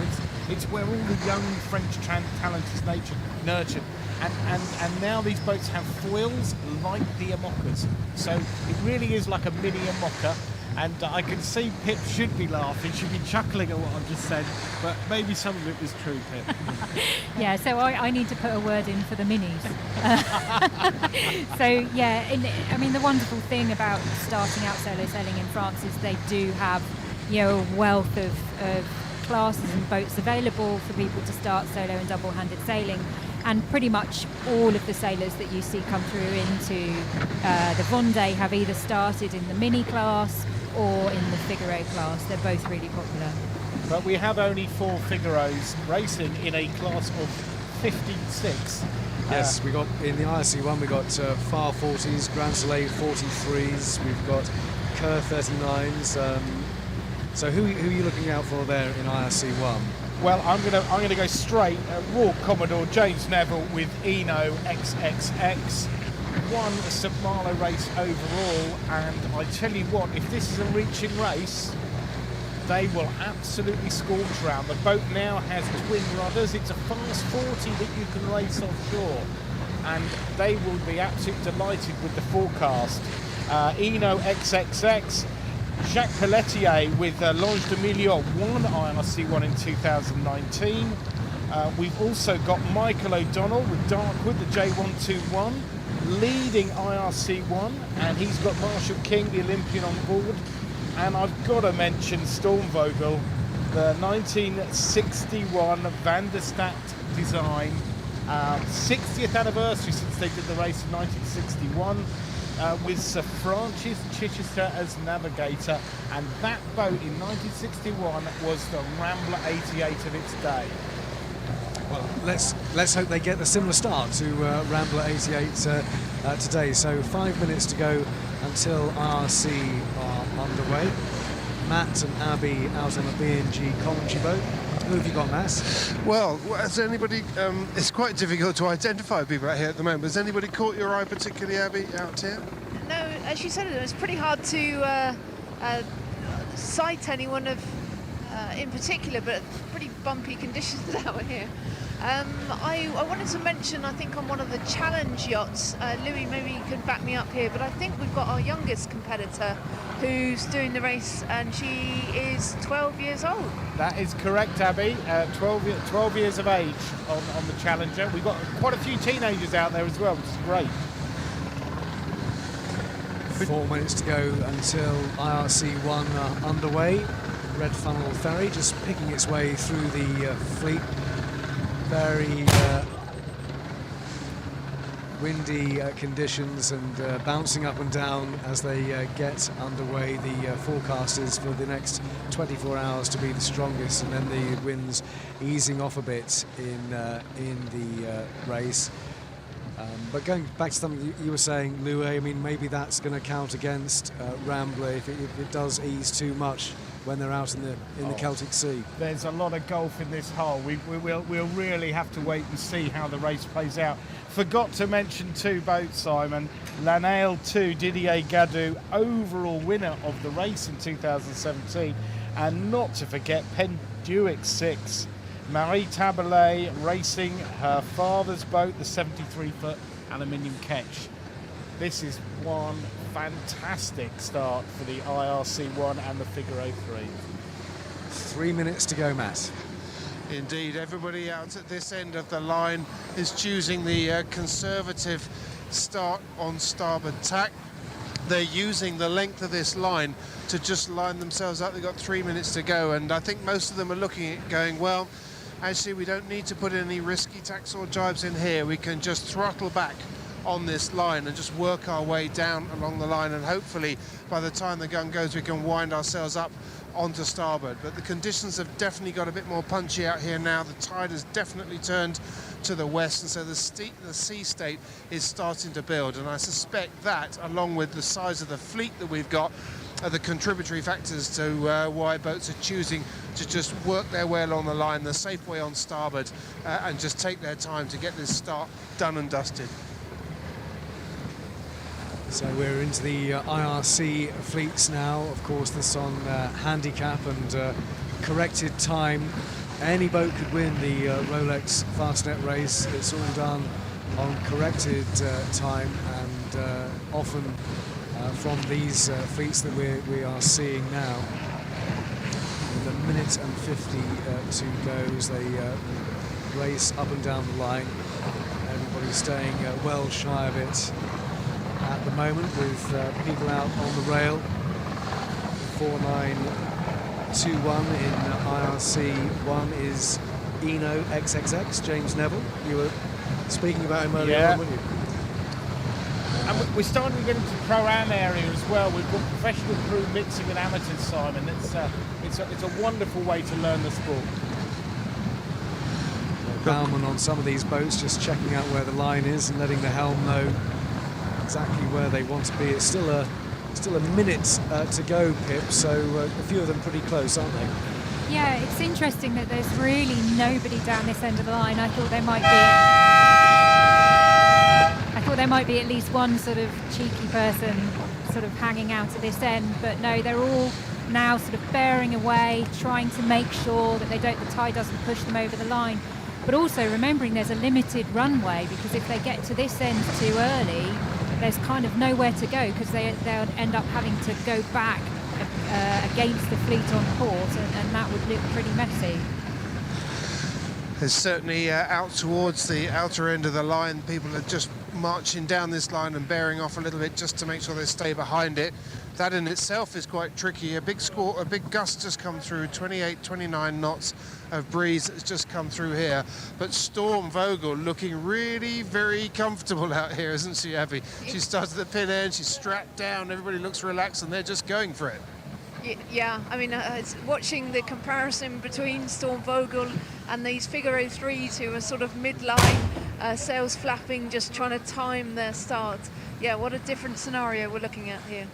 All clear on that start, 4921 with a good start there. Eno XXX, we were speaking about with Louis earlier on. Absolutely cracking start from James Neville and the team there. Nice controlling position for the boats inside of them as well. That was an absolute textbook start, Pip. Yeah, really, really good, and they've got clean air, they're going the right direction. It couldn't get better than that. 562 sailplane had a good one as well. Who have you got, Matt? We are just behind I can't even say that name, I'm not quite sure. 7445, quite an unusual looking boat, just coming in towards the line. But it's really the boat that has just been caught my attention for the whole of that start was Storm Vogel. If ever there was a boat that looked, I mean, we've talked about the big boats looking comfortable, and indeed they did, but Storm Vogel just really just loving it, just strapped down, sending it on starboard, looking around going, don't see what all the fuss is about. Seems fine to us. Amanjiwo, I think, was the one you had there. That'll be it. That'll be the one. And off they go, IRC1 and the Figaro's away on the Rolex Fastnet Race 2021.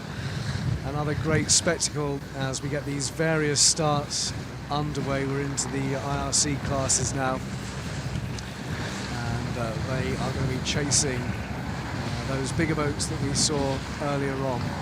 And I think it's going to be quite tough for the Figaros this start because they are so much smaller than the other boats they're starting with. And so I think they're really going to struggle with dirty air or big boats rolling them. It's going to probably, I think we might see them really kind of working their path through the other boats to try and get clean air, or they just kind of get spat out the back. 4669 Pata Negra we saw looking good there, and yeah, Pata Negra has won the 7-star round Britain and Ireland race. It's under new ownership now, a Lombard 46, and we've got Chris Jackson on board that boat, and he's a good friend to a lot of people, and we wish them all the success as we do all the boats in IRC1. Very successful boat, Pata Negra. do a lot of the overall winners come from IRC1 over the years, or is it more spread out than that? Statistically, we've had a lot of boats from IRC0, and then it really spreads out. But recently, we've been seeing some smaller boats winning this race overall, and I think that's a sign of the development that we're getting on. You see an awful lot more high-tech sails and a lot of designs to the IRC rule coming down the fleet, and we'll have IRC4 next, but IRC3 particularly. We could go into that one there in great detail. We'll probably need about 2 hours rather than 2 minutes though, Simon. One of the Belgian yachts there is Moana. Now, what a boat Moana is. I think they're doing, it's a family. They're doing about their 10th or 11th Fastnet as a family. This is a new boat for them, but they have been racing for the Rolex Fastnet Race for almost 2 decades. 562 is sailplane Rob Bottomley. Yeah, that's got Nick Jones on the boat as navigator, and they've been racing inshore, but their big deal for the season is this race. Now we are seeing pictures from Hurst Castle now, and we've got a trimaran racing past Hurst Castle and heading for the Needles. And well, it was that's Argo, Simon. You were mentioning them earlier on, weren't you? Are they first out? I don't know. I do not know. Let's see if we can see as the camera pans around. We'll see if they can see any multi-hulls ahead of them. But yeah, it's strong conditions there as they head away from the Isle of Wight, and they're being chased there by Sodebo. Sodebo, there we go. So we've got one Mod 70 ahead of an old team. So that's, I don't know, one glass of fizzy. We don't know, what we don't know is whether Argo is the first to pass that point, but we're getting pictures from Hurst Castle Look at now, that, amazing. Matt, and it was Argo in front of Sodebo as they bounced their way west. And we're getting an idea of the sea state outside the Solent, because obviously we're in pretty protected waters here. It does funnel in at Hurst, but once you get out into the English Channel there, Pip, it's going to be a bit of sea state, eh? Yes, absolutely, and particularly at the Needles, the tide rushing through there and the wind accelerating, you get standing waves off the Bridge Buoy, which are really quite dangerous. And hard to tell from that footage, but it looked to me like the trimarans might have been opting for the North Channel, so to the north of the shingles, where you'd expect the water to be a bit flatter. Bit of protection there from the shingles. Yes, Yeah. yeah. So, Matt, those were the first pictures we've seen. I don't know whether Argo was the first, but they were definitely leading Sodebo there. Yeah, well, the very experienced team on all of these boats, but particularly on Argo. Brian Thompson, the key figure, one of the key figures on board that boat. Meanwhile, back out on our line over here, just seen the boat that I've been looking for some time, and that was Penduic, Marie Taberley, that we spoke about earlier on. They took a very conservative start, but great to see them thumping their way upwind. That boat's done a lot of miles, been up to Greenland, it's been out to the Caribbean, it's been all over the place, and I think I'm right in saying that this boat did actually win the Fastnet back in or win a class at least in sometime in the early 70s or 60s, I can't remember now. But anyway, whatever they did, it's good to see them out here and beating their way down the Solent. I'm told that Edmund de Rothschild was way ahead of those multi-hulls we did see. So Edmund de Rothschild, Maxi Edmund de Rothschild, leading there in the multi-hulls is the latest information I have. We've got IRC 4 starting at 10 minutes past 12. We've got 3 more class starts. IRC 4 and next, then will be IRC 3 and then IRC 2. And the monohulls heading off on their race, chasing the multi-hulls, but we did see Argo and Sodebo passing Hurst Castle, but Maxi Edmund Rothschild was leading there. Right, class 4, it's under 8 minutes to go now until their start, and you shouldn't have favourites, but these are my favourites because we've got so many in this class.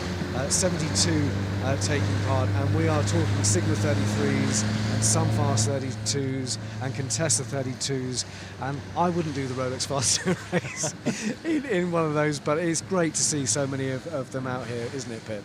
It's an absolutely fantastic class. And of course the really interesting thing as well, certainly from my perspective, is that there's so many double-handed entries in this class.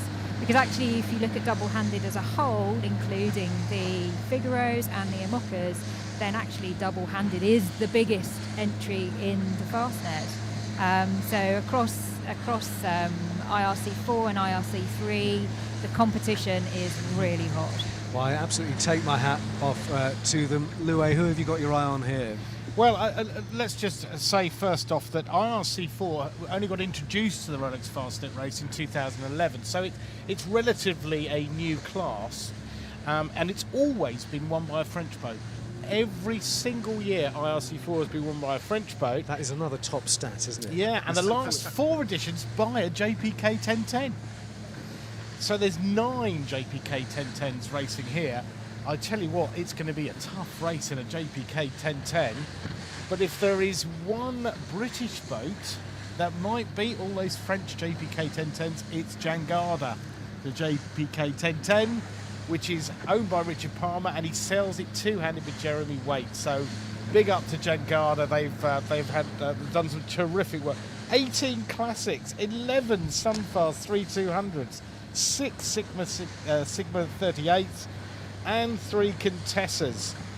It's a variety of boats, probably like no other class, to be quite honest with you. I could pick out a few if we've got the time, or do you want to get into it, No, Simon? we absolutely do have the time, but I think that the variety is what the Rolex Fastnet Race is all about, isn't it? It's fantastic to see the rock stars, but great to see some classic boats here as well in this class. Yeah, and Pip, you've done the Fastnet in an Elan 410, haven't you? So you've really done this race, and that was with a family, wasn't it, or was it two-handed? So that was two-handed. Two-handed. Yeah, and we were in class 3 in that one. And the great thing about the Fastnet is there's competition at every level. You know, the race in an Imoca is going to be completely different to an IRC boat. But in a way, you know, the IRC4s get more for their money, really. They're out there for longer. And we're seeing Actual on the screen there. Matt, the guys in IRC4, they get more time on the water. They actually get more for their money than these Hull teams, don't they? Well, they certainly do, but I think there's a couple of things to remember as well there. I agree with everything that you've both said so far, but the 30-footers have always been quite a popular class in the Fastnet. I mean, I've done a few, and I've yet to do it on a boat bigger than 35 feet. And you certainly do get your value for money, that's for sure. But, I mean, there are so many boats to pick in this class to talk about. But two I'd like to add to the mix would be the 3300s. So Di Caffari and James Herrera, they've been doing very well in that fleet. And the Jeanneau 3300 has proved itself to be really quite a very competitive boat in the double-handed, short-handed Matt, you'll scene. find that's the IRC3 start. We're on IRC4. Oh, right. Beg your pardon. Thanks for that correction. Good. I'll save that story for later then. Yes, so good you can tell it twice. But racing in IRC4, we also do have Cora, which is a Sunfast 3200, and that is sailed by Tim. What's Tim's surname, Louis? You've caught me on the hop, looking at some other notes. So, I mean, I think this is definitely one. Tim Goodhue. Tim Goodhue, yeah. This is definitely one to watch. Tim's been really consistently fast this year. I was chatting with his dad Nigel yesterday, who was saying how he taught Tim how to sail, and then they went double-handed, and now Tim's teaching him everything. So he's one proud dad. Wonderful. And they got the best result for a 3200 in 2019. They were 4th in class, and this year they've been in really good form. Class winning the Myth of Mammon, and 2nd in the Cowes Dinar St Malo in a big fleet. So they're on top form. Yeah, and it's slightly smaller than the JPK 1010, so, you know, upwind it's more of a challenge, but definitely one to watch. Yeah, and a nice segue from Cora. The Goodhue family did own a Sigma 38. I don't know, they might still do. And we've got, I think, 6 Sigma 38s racing here, including Chris and Vanessa Jules with Alacrity, which has been the real leading light for the Sigma 38s in recent years in the Rolex Fastnet Race. They've podiumed literally every year since, I don't know, the last 3 or 4 Fastnets at least. The boat's quite interesting as well, because the Sigma 38 was designed using data from the 1979 Fastnet Race, designed by David Thomas. So it really is a boat that has a fantastic Rolex Fastnet Race. Matt Sheehan and Abby Ayler out on the B&G Instruments commentary boat. And so what sort of boats did you do the Rolex Fastnet Race in then, Matt? A couple of half-tonners and a 3/4-tonner. So 2 30-footers and a 35-footer. Actually, we won the Clarion Cup in the half-tonner in '81, which is the trophy for the first British boat on corrected time. We were the 2nd smallest in the fleet. Oh, wow, great. Well, they're a minute 30 away from their start, and as we've seen now with the other starts, they're mostly out with you. Yes, they are. I shall. I don't have the start list in front of me because it's got quite boisterous out here. I think that's understandable. We should just call out some cell numbers and we'll. We will. We're just alongside. So who we got on? That's 4. What I will say is that the breeze has perked up to 28, 29 knots, and looking down towards the western Solent, there's another big rain shower rolling through, and this one's going to spread. No one's going to escape this one, because this is coming straight down the middle of the Solent, looking quite wet, and I suspect it's got a little touch more breeze under it as well. 45 seconds to go now until IRC4 gets underway. 72 yachts entered on this start, and still to come after them we'll have IRC3 and IRC2. 30 seconds, says the race officer here at the squadron. Racing, of course, organised by the Royal Ocean Racing Club in this 49th edition of the Rolex Fastnet Race. And all of the video pictures you can find on the official website, rolexfastnetrace.com. It will have video clips and all the positions and the interviews and the video clips at the end in Cherbourg. Really competitive start here. Great starts for, I think there's a Sigma out there, but here on Port Tag, it's one of the Dutch boats, 9119, has had a good start. Yeah, that was a spectacular sport. I was kind of waiting to see if somebody would give that a go, and they got their timing absolutely perfect, and they are miles ahead of everyone. Out on the outer end of the line, we've got the boat that really took my eye, that made a very nice, comfortable start, was Winsome. No stranger to this race, Winsome, the Dutch boat, 118. I'm just trying to remember who owns that boat. I'm sure I know them, I just can't quite remember who they are. Harry Heist. That's, of course it is, Harry Weiss, who has done well, plenty of fastnets, but nicely settled down. This boat is a boat from the 70s and loves this kind of weather, just slices its way upwind. Made a very nice start indeed. 4489 finish line have had a good one as well, and I'm sure I saw a Sigma sail logo in there. We've got some tacking down here near Cowes Castle as a J10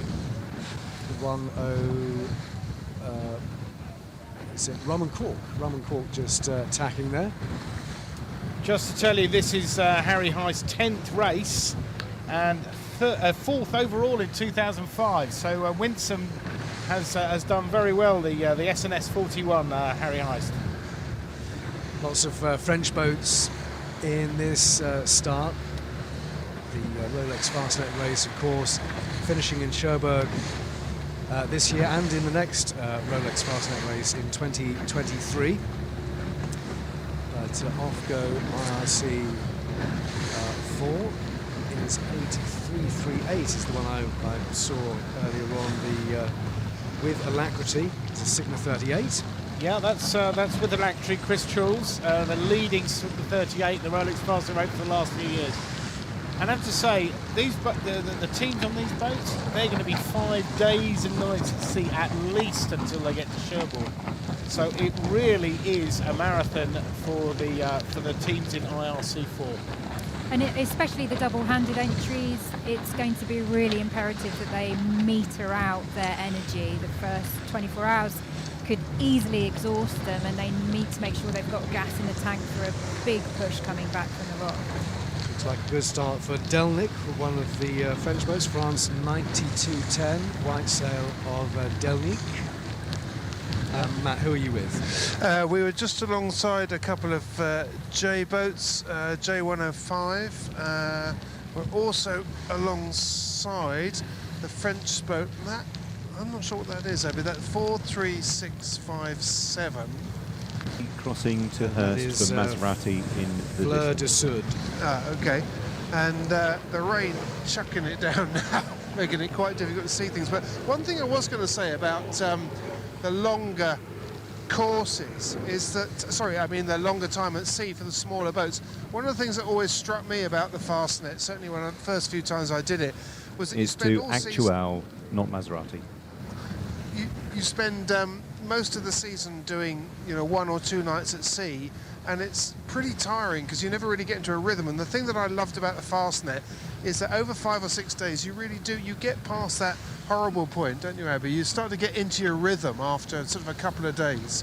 Yeah, and I think that's a really important point on these longer races, is getting into that routine. It's not a sprint race for this size of boat, and it's really important to get the rest so that by day 4 you're not absolutely knackered, and you've eaten well, you've slept well, and you can keep pushing the boat to the max right up until the end.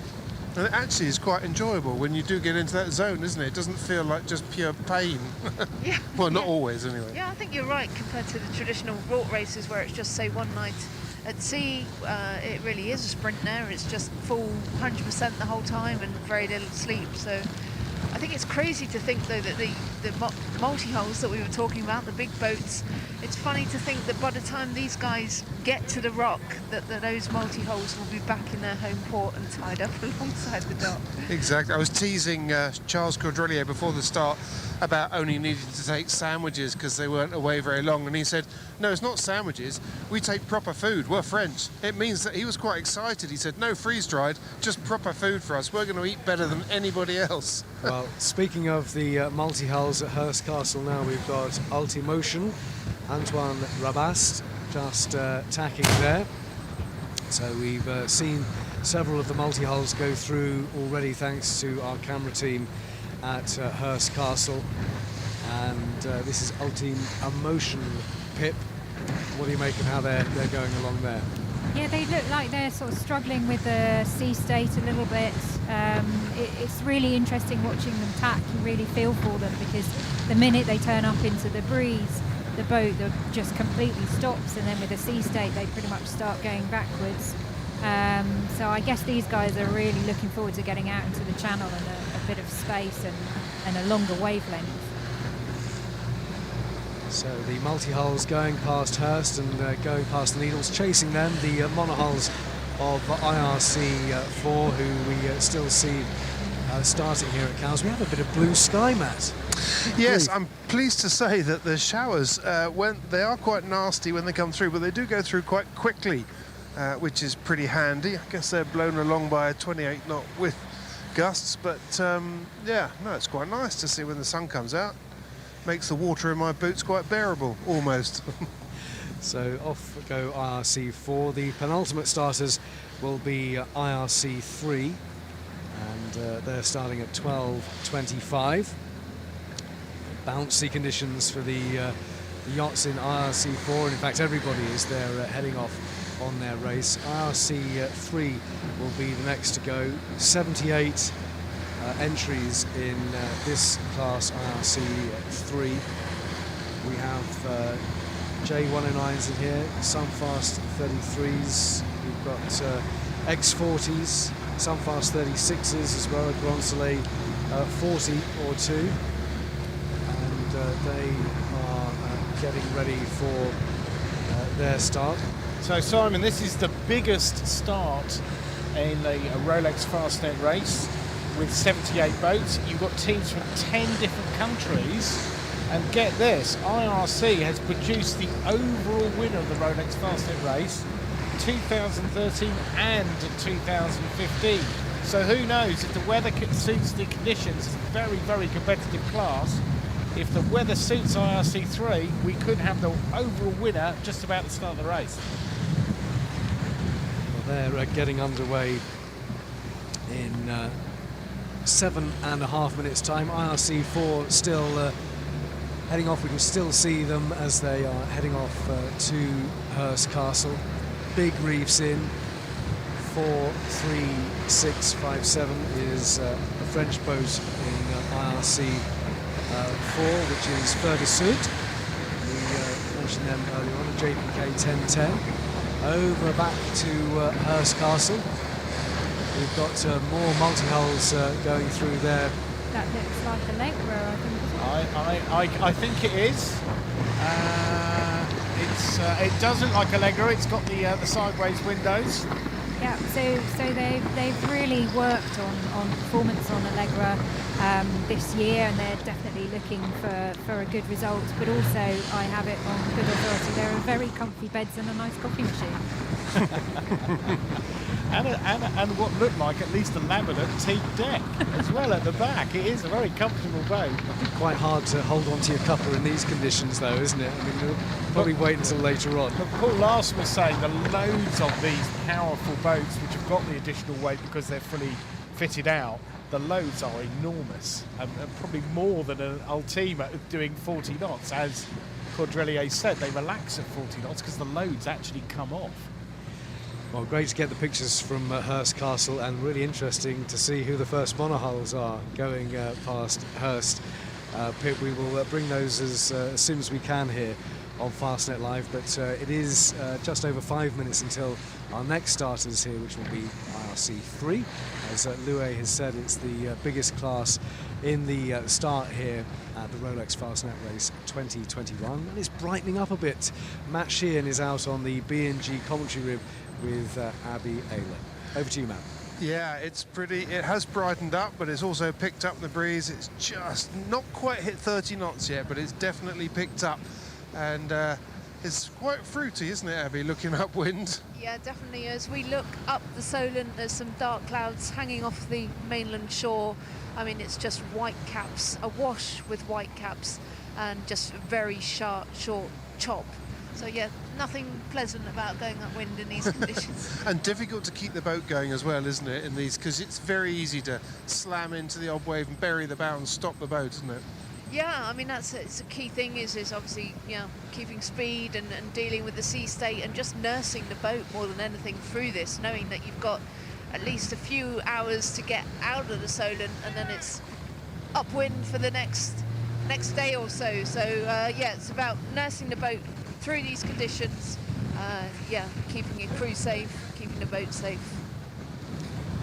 Yeah, it's well, the wind over tide is what we were hearing about, of course, in the forecast, and we've got this steep chop now, haven't you, Matt? Certainly have. One of the things that I found interesting about the starts is they've been pretty well, I don't want to jinx it now, but they have been very well disciplined. Everybody seems to be aware that the most important thing is to just get a clean start. Don't start locking horns with anybody else. This is not the conditions to do that in. There's a much bigger picture in store in this race, and so we haven't seen lots of tacking duels or anything else as we head out. People are really just choosing to get the cleanest route off the line that they possibly can. And really a good sight here in Cowes for the spectators and everybody watching online at RolexFastnetRace.com, also the YouTube channel and the Facebook site. You can keep up to date with all the pictures as the great race continues. 3.5 minutes to go until they get underway here. And Louis Habib, offshore racing journalist, and I'm going to call him, even if nobody else does, I'm going to call him the Encyclopedia Fastnetica. Louis, who are you looking out for here? Well, I've just got to give a quick mention to Neil Lager, Dennis Murphy's Grand Soleil 40, sailed all the way here from Cork, going to do the race and then sail all the way back to Cork, and they're all from Cork on board the boat. Wonderful bunch, some fantastic sailors including Nicholas O'Leary, and also Killian Collins, who's an Olympian. Nicholas has been Irish Sailor of the Year. And then I'm going to go two-handed. We've got over 60 two-handed teams racing in IRC3, and I'll cue Pip in on Gen 2, which is James Herrera and Dika Fari. Yes, they are a formidable pairing. They sort of started sailing together last year, and they've really dominated the Walk Series this year. So I've been looking out, noticing that they've only got one reef in. They seem to be down the other end of the line at the moment. But we've also got Henry Bombi and Shirley Robertson as well. Yeah, again, it's the first time Shirley's done this race two-handed. Henry's done Volvos, he's done Figaros, but this is the first time, and I wouldn't mind saying that Shirley's probably pretty nervous about this. So I think you know, we've seen a couple of big names coming into the double-handed IRC fleet in the last couple of years, but actually there's a lot of boats racing here that have been doing this for a long time. So we've got Bellino with Rob Craigie and Deb Fish. They've sailed their own boats individually solo and then came together for a double-handed pairing in a Sunfast 3600. And of course we've got Nigel as well, Nigel de Curve. Yes, Nigel de Curve Collie, I think we decided, wasn't it? Who is instrumental in getting the Sunfast 3300s going in the UK, that's for sure. Just to go back to Rob Craig and Deb Fish, 18 races between them, and they're leading the Royal Season Point Championship two-handed, just ahead of Dee and James. Yeah, they're a very understated but but consistent pairing. So yeah, not to be overlooked. That hooter means a minute to go. In fact, it's now 50 seconds to go for IRC 3, and a big fleet of them, the biggest fleet on the start line here at the squadron, heading down towards Cowes right now. A lot of them bearing away, Matt, so that the right side of the line. Yes, the bulk of the fleet has actually got itself pressed right up against the line. Fortunately, you can actually see through to the transit quite well, but it's very easy to get yourself pressed over the line here. So people are starting to bear away. We're just accelerating out of one of their way. We've just got fast tracks, and in fact, that is Nigel Colley in fast tracks in his 3300. Just comes in on port tack, tacks over onto starboard. Got a nice position on this line. Needs to build a bit of pace. Just coming up to their start. Individual recall. It's the first one. I can see one coming back. So yeah, with Swell, Henry Bombian and Shirley Robertson, I think they think that was them. They came up with sort of 20 seconds to go on port, going very fast, tapped over, and they definitely think that might have been them. But like a good dinghy sailor, she ducked back over the line, didn't she? I don't know, we'll see if the X-flag comes down, but that was a dinghy style, wasn't it? It certainly was. 9624, one of the French boats, Hey Jude, has had a good start further out, assuming they weren't over. We don't get confirmation of who was over. I can see another one coming back. Coming back there. I think that is Swell. Shirley and Henry. Coming back, yeah. That's Shirley and Henry with Swell, the Sunfast 300. And they'll be gutted with that because, of course, they're restarting and now just in everybody's dirty air, so it's going to take quite a while to pick their way back through the fleet. Meanwhile, their sort of big rivals, Dee and James, are off and going. 795 looks to have had a good start, which is Diablo. And one of the French boats, 53197, is Mary 3. Yeah, so going to those two, Diablo, Nick Martin, World Yacht of the Year in 2012. I think it's Nick's 10th race. He's two-handed. And Milan Kulacek is in Mary's. He's a mini Transat sailor. I'm sure I've picked those in. Figaro, plus second overall in the Rolex Middle Sea race in a Figaro, which is quite incredible. So great starts there. Big shout out Nick Martin, Diablo. He's one of the top performers in the Rourke over many years. You've had a busy start there, Matt. Who are you with now? Well, actually, we're alongside one of the real Corinthian entries here. And it looks like an Oyster 485, but certainly a 50-foot Oyster. Number starts with 53, but then I don't know the rest because it's filled into the mast. But nice to see. We've been talking about Grand Prix boats and the rest of it, but that's definitely going to be a comfortable boat. If you're going to have to go blasting upwind, that's a comfortable boat to go. They've got a nice start at the end. What's very noticeable, though, at this outer end when we look down the line is that, as we've been saying all morning, if you want to be punchy and if you want to take the early advantage, start down at the squadron line on port, because once again, the boats that started down there have got a clear advantage over those that started on starboard, but they are going to get themselves a little bit more bound up in their own competition, whereas starting on starboard more conventionally and heading gives you time to settle down on that starboard tack, gives you right of way on the water and gives you time to just find your gap to then tack over onto port and start what is going to be a rather long beat. Yeah, and Ned 8530 just attacking Let It Go 3. Lady J of Cowes is an Oyster 53. I think that might be the one you... yeah, 53, right, you yeah. saw the Lady J of Cowes. And bouncing their way up the very choppy Solent, we've got these IRC 3 yachts, 78 taking part in this. Now over at Hurst Castle we have the first monohull. I believe this is, who are we seeing here? This is a Pivia, this is a foiling Imoca, sailed by Charlie Dallin and Paul Mayat. They seem to be making light weather of that. Get quite comfortable. Come on, Pip. Charlie Darling, first boat to finish the Vendée Globe. It was the finish of the Vendée was so tricky because, of course, Kevin Escoffier he lost his boat off South Africa, and many of the competitors were involved in searching for him. So there were time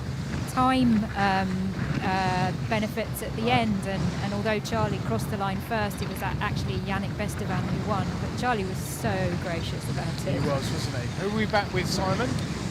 So we're now back with IRC 3, and they are underway. We've just got one more start to come, which will be IRC 2. Well, we can't let IRC 3 go without talking about Léon. That's Alexei Loison and Guillaume Pirel. They are both from Normandy. Alexei has won the race overall with his father in 2013 and two-handed the class with Jean-Pierre Kelber in 2015. He's racing with the rising star in French sailing, Guillaume Pirel, 470 Tour de France Avron winner. And I tell you what, if these guys taste success in this race, there will be one amazing party in Cherbourg. USA 61287 is Sea Bear. We just saw one of the American sale numbers there. Of course, it's a great attraction to the Rolex Fastnet Race is the sheer number of international entries with taking part here. Hundreds of sailors taking part in this greatest offshore race. Ned 8489, she's getting underway, which is a wind shift. And all shapes and sizes here in these IRC classes as they tack their way up towards the Needles. Strong conditions, but it's a great adventure.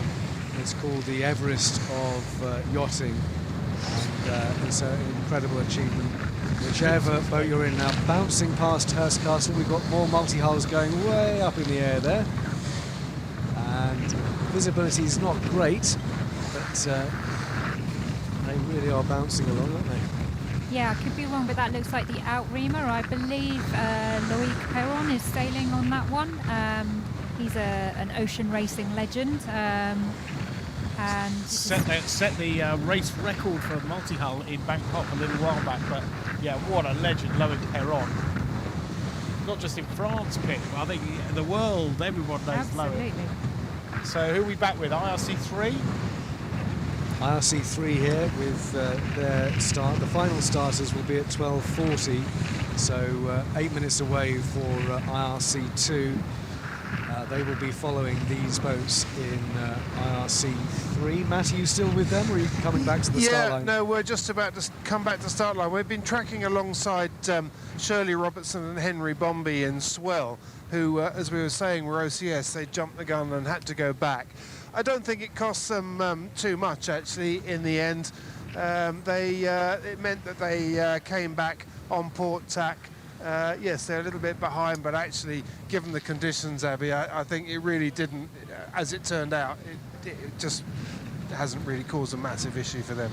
No, exactly. It's the first time actually in the rib that we've been closest into the line, and it's noticeably bumpier, which you'd expect, which is where the tide is running the fastest, just off the squadron line.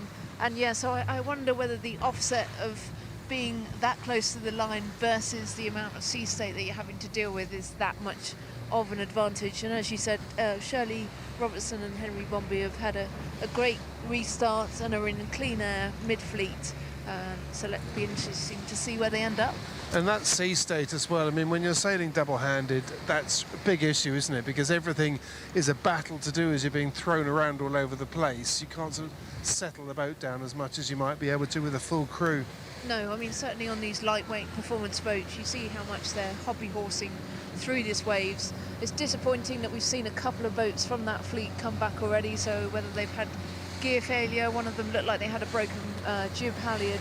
It's a sad start for those that have head out and all the build-up that's gone into this race, and they've had to come out just after the start. Actually, talking of which, we're just alongside Bellino now, one of the favourites, I'd say, and they don't look like they're going upwind. They're sort of reaching across in their 3600. That's oh, crikey, the name. Deb Fish. Of course it is, Deb Fish, that's yeah, right, and Rob Craigie. Back to Hurst Castle, Matt, and we've got Scorpius slicing through the waves there. The yellow and black colours of Scorpios, this giant monohull, just went in for attack.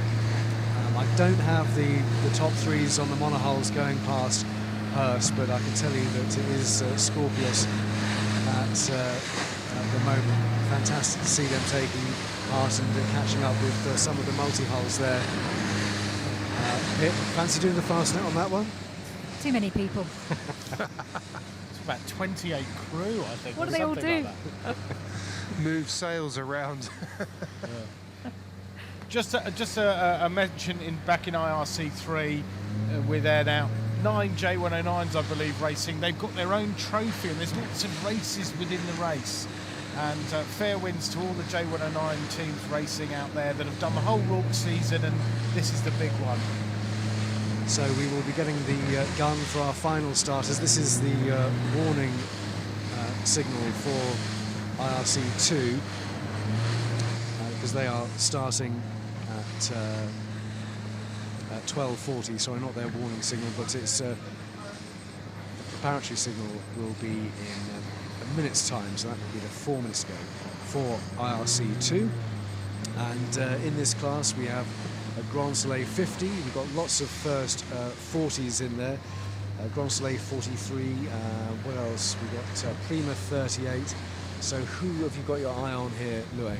Well, yes, we've got 51 starters, and I think it's 10 or 11 first 40s racing.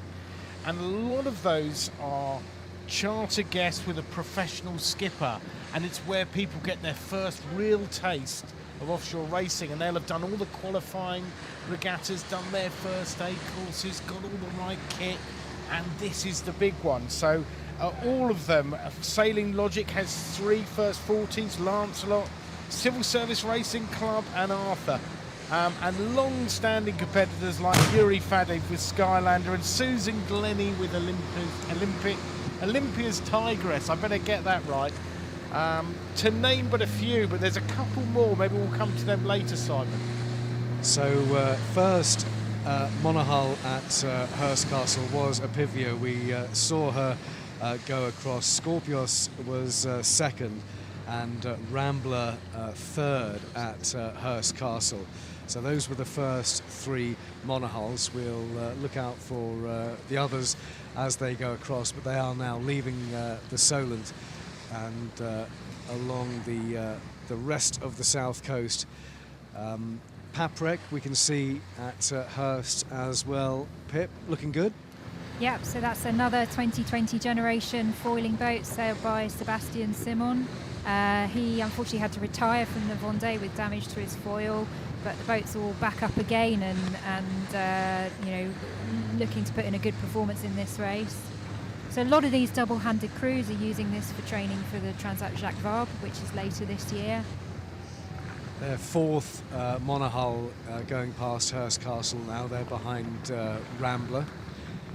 And meanwhile, back at Cowes, we have the final starters in IRC2. And you're looking at Scarlet Oyster there, Ross Appleby. He has taken podium for this class for every race since 2005, or the boat has, and he won the class in 2007. And Scarlet Oyster, very familiar figure here, boat here in the Solent and out in the Caribbean as well. Yeah, there aren't many trophies without that name on them. And a really good point to make here is Thomas Kineen's Sunrise, JPK 1180 Sunrise. First overall for the season for Rourke. That's in all of the classes. And second overall for the season is Dawn Treader, and that's another JPK 1180. So this is almost the battle of the season. It's the league championship, if you like, for those two. So we've got some really good boats in this class. Probably the pick out of the French is Francois and Corentin Logno with Nutmeg Solidaire. They were the class runner-up in 2019, and they won it in 2015. They go as well. Minute and a half to go until they get underway, and we can see, Matt, some orange jibs out there with you in this class. Yes, some people choosing to use their storm jibs to start this race. The fleet getting very close to the line. Actually, they're all pretty competitive, that's for sure. We're just alongside a very pretty classic boat here, Swedish boat, Swedish One, which I haven't come across before. That's lining ourselves up nice. That's a 1954 S&S Yawl Refanu, Matt. Well, she's absolutely beautiful, and I can almost smell the lamb going into the oven on board that boat. That's the way to do the Fastnet. So 45 seconds away, Ned 90.50, heading away from the line at the moment. They're getting ready for their start. That's Salmon JR. And running away from the line, don't want to get pushed over. We've only seen one class with an individual recall, but in they come with 25 seconds to go. I'll tell you what, there's a really interesting battle here. You see the blue hull boat and the red hull boat? I'm pretty sure that blue hull is Pincher. That's Fournier Migraine. 3 generations of the family on board. And they will be whooping in the Société de Regatta du Havre. They're all from that sailing school in Le Havre. And look at that battle. I'm not sure who it's with. It might be Scarlet Oyster. Well, they've had a punch up before, those two. And they are underway, the final starters, the final class start in the Rolex Fastnet Race 2021. The great race underway. 6-7-1-2 in IRC 2 have had a good start there, which is Dawn Treader. Yep. And the Dutch boat I spoke about earlier on, also with a good start. How with you, Matt? Yeah, we're just alongside a J120. It's 6.586. That's Scream 2. They got a nice start there on starboard. We've just got a first 40 mini minx, it looks like, 2993 start on starboard, but they look to have caught the leech of their Genoa on the spreader, and they got a big rip in the sail. I'm not sure they've actually seen it because they're shooting it in. I don't think that's going to last very long by the looks of it. A cracking battle on the screen here with Pincher and Scarlet Oyster, and Scarlet Oyster is tacked off. Pincher's won that little duel, or maybe Ross decided to go, but they've got the bowman up there. I tell you what, these guys are going in from the get-go. And they're getting round the bow of one of the French boats, France 78, SI Energies, Group Fast Wave, 38.568. Bluet talking about them earlier on as they're closest to the green as they tack up the Solents. Matt, who have you got now? We're behind the Swedish, classic Swedish boat, the 1954 boat that we were talking about earlier on, pushing their way upwind. And just listening to you guys talking about Ross Appleby on Scarlet Oyster, they're going to be loving this, because we talked about confidence in your boat, confidence in the ability to ride out these kind of conditions where there can be few teams and few skippers that are more confident without being overconfident that this is the weather for them. They've proved themselves before. I wouldn't mind betting they'll prove themselves again. I'll tell you what's, if you're up there with that Refanu, give him a good wave, because the grandson of the owner is actually skippering that boat. The original owner, Jacob Wallenberg, it's his grandson on the boat. Well, I'll try and give him a wave. He's got quite a lot on, but you never know. Actually, there's quite a few of them snug down in the cockpit. And I think it might be a smorgasbord rather than a lamb. It could well be. No need to hike on this boat. That's, the boat does the work for you. Looking very nice, but pretty interesting. We've just come in towards the shore just to go with the pack, really, and it's pretty chewed up here now. Crikey. They are, having said that there wasn't much ducking and diving, there certainly is right now, and I suspect it's because the tide has actually built up now and is just flushing the fleet out to the west and compressing them and making it really quite tricky to just avoid each other.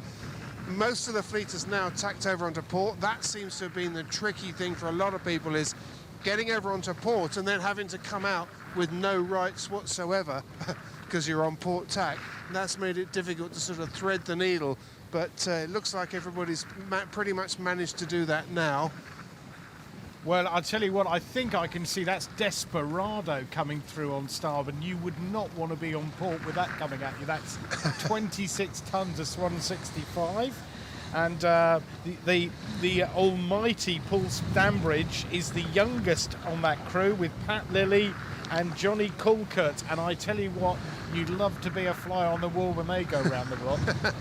Paul Stanbridge is the youngest on board, did you Correct. just say? Yeah, Rick Tomlinson nodding. was, but he's just got off to do some Abby's photography. nodding away. You obviously have some intel on that. Well, no, I reached out to Paul and he said if you get desperate and need some facts for commentary, then of note that he was the youngest on board.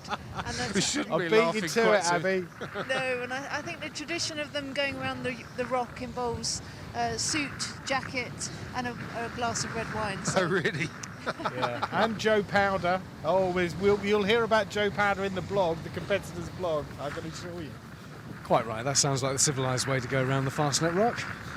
I'm all in favour of that. So, Pip, as we see them leave Cowes now, the sunshine picks them out, actually. The sunshine picking out the sails. Very strong conditions as they head off.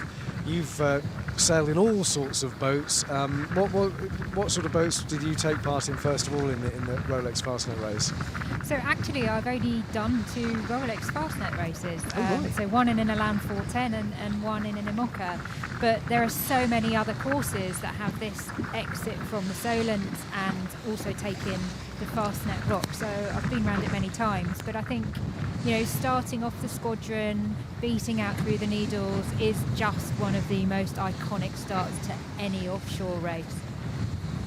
Yeah, it's great to see it every 2 years, and they are all away now. We'll try and bring you more of the monohulls going past Hurst Castle, but the IRC2 boats, the final starters here, and they are tacking up to get to Hurst, but that start sequence spreading out from, the first one was at 11:10, and it's now 12:45, so 15 minutes between those various class starts, and they're all quite very separated out, Matt.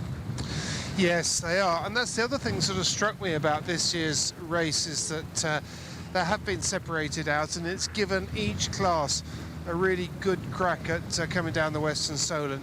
And if ever there was a day when you'd want a bit of space to be able to do your own thing, it's today, isn't it, Abby? You don't want to be close tacking and dipping transoms and having to bear away behind people on a day like today. no, certainly you're right. I mean, the sea state has progressively got worse and worse as the day's gone on, and now we're probably seeing half a metre to a metre of sea state just here close to Egypt Point, and it's only going to get worse as they go down the Solent. But there's plenty of close tacking going on out there now amongst this fleet that have just gone off. Off they go. The spectators drift away from the Esplanade, but still a good view if you're on the green out at Hurst Castle. We've got more of the ocean races going past Hurst Castle, and we will show you those as soon as we can. Pip, just while we wait for that, what are your plans for the next year and beyond? What are you up to?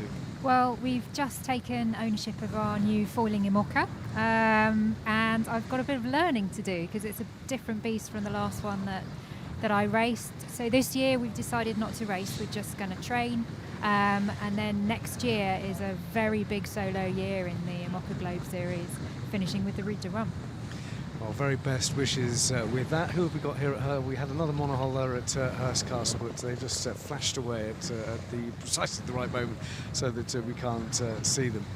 We got right. Well, we saw them. This is Group Apostille, non-foiling boat sailed by Damien Sagan and Benjamin Detraux. So Damien Sagan is a Paralympic sailor. He was born without a hand on, I think it was his left arm, and I think he came 8th in the Vendée Globe race. Incredible performance. And he has actually just bought Maitre Coq, which is the boat that won. So he's also moving into a foiling boat for the next Vendée. Well, we know that you wanted to be out there today, but we are truly grateful for your time and your insight as well. It's been fantastic to hear from you, and of course we wish you all the very best with what's coming up next year. Thank you. I've actually really enjoyed it, but what would be ideal now is if someone could just drop me on a boat. Can't do that. Well, you can ask these rib guys here if they can take you out there. But thanks so much indeed for that, Pip. And Abby Ayler out with Matt on the B&G commentary rib. We should ask the same question: what you're up to and what's next. nothing as exciting as Pip, I'm afraid. Just focusing on a Swan 50 racing circuit this year, which so far has gone really well, with a British boat Kohonen, and also working shoreside in the broadcast section for Sail GP, so that keeps me fairly busy. Yeah, well, Sail GP is very, very busy, isn't it? And spectacular racing there. Where are you off to next with that? So next event is in about a week's time in Aarhus in Denmark. So that'll be the first time that the GP have gone there. So looking for a very warm Danish welcome and also for some wind. Yes, well, take a bit from here, can't you? I meant to ask, Abby. I mean, you did the last Volvo Around the World race on Brunel. What was the punchiest upwind section you had on that trip? Good question. It must have been blotted from my memory. So I think the bit of sailing that stands out has to be the Southern Ocean, and I think there's some drone footage of us sending it with our Fro sail up and about 3 reefs in the main, and I think we must have had over 30 knots of breeze, and we were doing pretty much over 30 knots of boat speed. But that, in my mind, goes down as some of the best sailing, and it eradicates any of the upwind sailing, I'm afraid. Great stuff. Well, the RolexFastnetRace.com is the place to go for all of the video clips and where people are and the interviews and everything over the next few days. And Lou, I presume are you off to Cherbourg or not? Yes, we are off to Cherbourg, and the way the ferries work, we're racing the L teams to get there. I'm not joking. We literally are.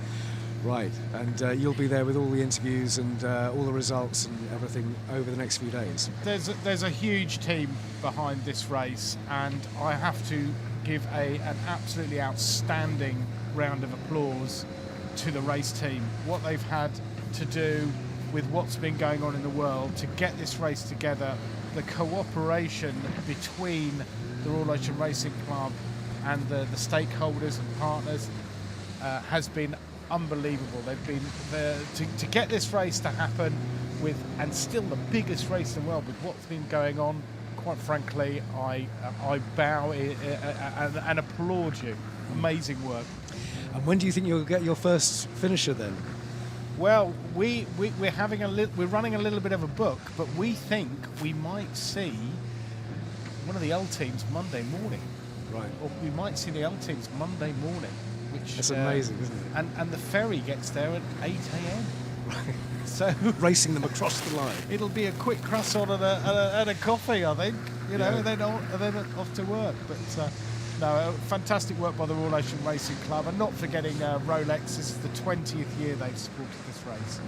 And on the website, people can see where everybody is and plot how they're doing. Fantastic tracker app, really good. You can follow class by class. You can pick out your favourites, and you really can.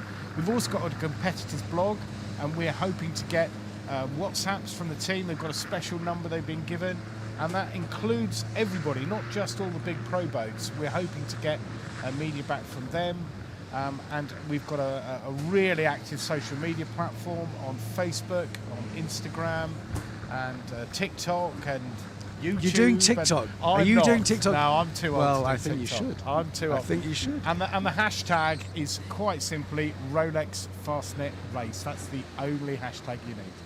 Great. Well, thanks very much, Louis Habib from the Rolex Fastnet Race for all of the information. To Pip Hare, also here at the Royal Yacht Squadron, and seeing more spectating going on at Hurst Castle there as the monohulls now go past.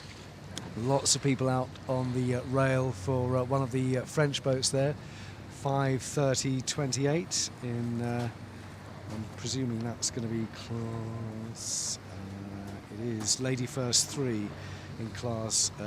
That's the Oyster. 0. Yeah, that would be comfortable on board an Oyster for the race. Yeah, I'm sure it will. I wonder if they've got a cook. I think the fridge door, if that's flown open, there's going to be a lot coming out of there. Look at that. Look at the sea state with it. That's an Oyster. That's like a 50-ton boat getting bounced about. There's some sea state. Fair winds to all of them, and let's stay safe out there and enjoy your Rolex Fastnet race. Looks like one you'll probably be telling the grandchildren about. Yeah, it's a classic. The Rolex Fastnet Race 2021 is underway. Matt Sheehan and Abby Ayler have watched all of it from the B&G commentary rib, and well, once you get into that start sequence, Matt, it is coming at you thick and fast, isn't it? It certainly is. Certainly is. You've got the fleet coming one way, the waves coming the other. But it was fantastic to watch. Absolutely fantastic to watch. Very envious of them, even though it's wet and difficult. Envious because it is just such a tremendous race. Actually, I was thinking about other windy upwind legs we've had. And I know in '85 it had a real upwind blast, particularly for the small boats, and it wasn't so bad from the start, but it was so windy when we got down towards Plymouth Way that actually we had something like 40 knots on the nose, and we, with a forecast of it getting worse, we actually went into Plymouth along with a number of other boats, dropped the anchor, sat it out for the night, and started the next day in the bright sunshine thinking, oh, there you go, see, it's fine. We got round the rock and then it blew like hell. It blew over 50 knots all the way home. Yeah, it is. It's such a special moment, that though, going round the rock. It is an amazing achievement in whichever boat you're in, however many times you've done it. I'm sure it is one of those great achievements. We can see on the plotting there, Louis, how far that Maxi Edmund de Rothschild has headed out from the Isle of Wight. Yeah, we were talking about that earlier. I had a chat with Pip about that earlier, and it really does make a lot of sense if you look at it in the big picture. To make Land's End going inshore there's very little to actually gain and quite a lot to lose if you get it wrong inshore there. Pip, would you say that? Yeah, absolutely. And for the old teams at the speed that they're travelling, and because we know it takes quite a while for them to do manoeuvres, then putting in these really big tacks using the whole space of the channel, obviously avoiding the TSS, is a much better strategy. But for the other boats, they're going to have tidal gates to contend with. The smaller boats, the IRC boats, we might find them going inshore to get out of the breeze, but also to get out of the tide later on. Pip Hare, Louis Habib and Abby Ayler, thank you very much indeed. Thanks also to Matt Shear, my co-commentator here on Fastnet Live. The simulcast about to draw to a close, but don't forget, on the official website, RolexFastnetRace.com, continuing coverage. You can see the tracker there for all of the competitors, and you can get the results and the video clips and the interviews as they come in over the next day or so. Matt, thanks very much indeed. That was pretty good, wasn't it? It was a pleasure. Thoroughly enjoyed it. Love boat spotting, as you know. And what better a day to be doing it when you've got such an amazing fleet out there to talk about. It's a shame in many ways that we can't follow them for further, but there we go. But it's been great fun. So the sea in front of Cowes now empty of competitors. We know where they're heading. We know that they are heading out to the west, and we will get that on the website, more video clips as we can. But as we bring to an end the simulcast here on Fastnet Live and with the Rolex Fastnet Race website, a tradition that we have for several years here is to close with a poem. It is a very special poem related to this race, or with great associations to the race. It's called Sea Fever, and it's by John Masefield. I must go down to the seas again, to the lonely sea and the sky, and all I ask is a tall ship and a star to steer her by. And the wheels kick, and the wind's song, and the white sails shaking, and a grey mist on the sea's face, and a grey dawn breaking.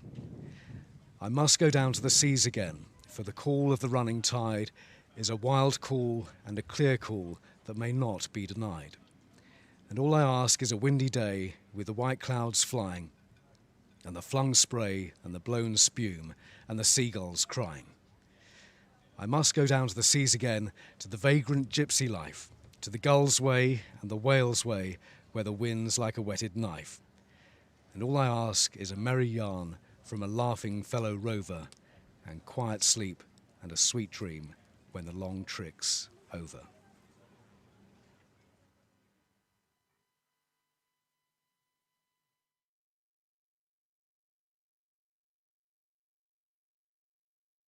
It is the world's biggest offshore race. The Rolex Fastnet Race returns. This is just one of the races you got to do. Once you've done one, you want to do it again. The rite of passage for all sailors. The 49th edition of this biennial race, organised by the Royal Ocean Racing Club, will make its traditional start from the Royal Yacht Squadron, Cowes, on Sunday the 8th of August. A fleet of over 300 international yachts, including professionally crewed cutting-edge trimarans and Maxim monohulls, and an array of largely Corinthian classes, will head westward down the Solent, creating one of the most evocative sights in all of sailing. More pressure coming, more pressure building here. This year marks the 20th anniversary of Rolex's partnership with this epic 600 nautical mile contest, which is an integral part of the Swiss watchmakers' long-standing association with yachting.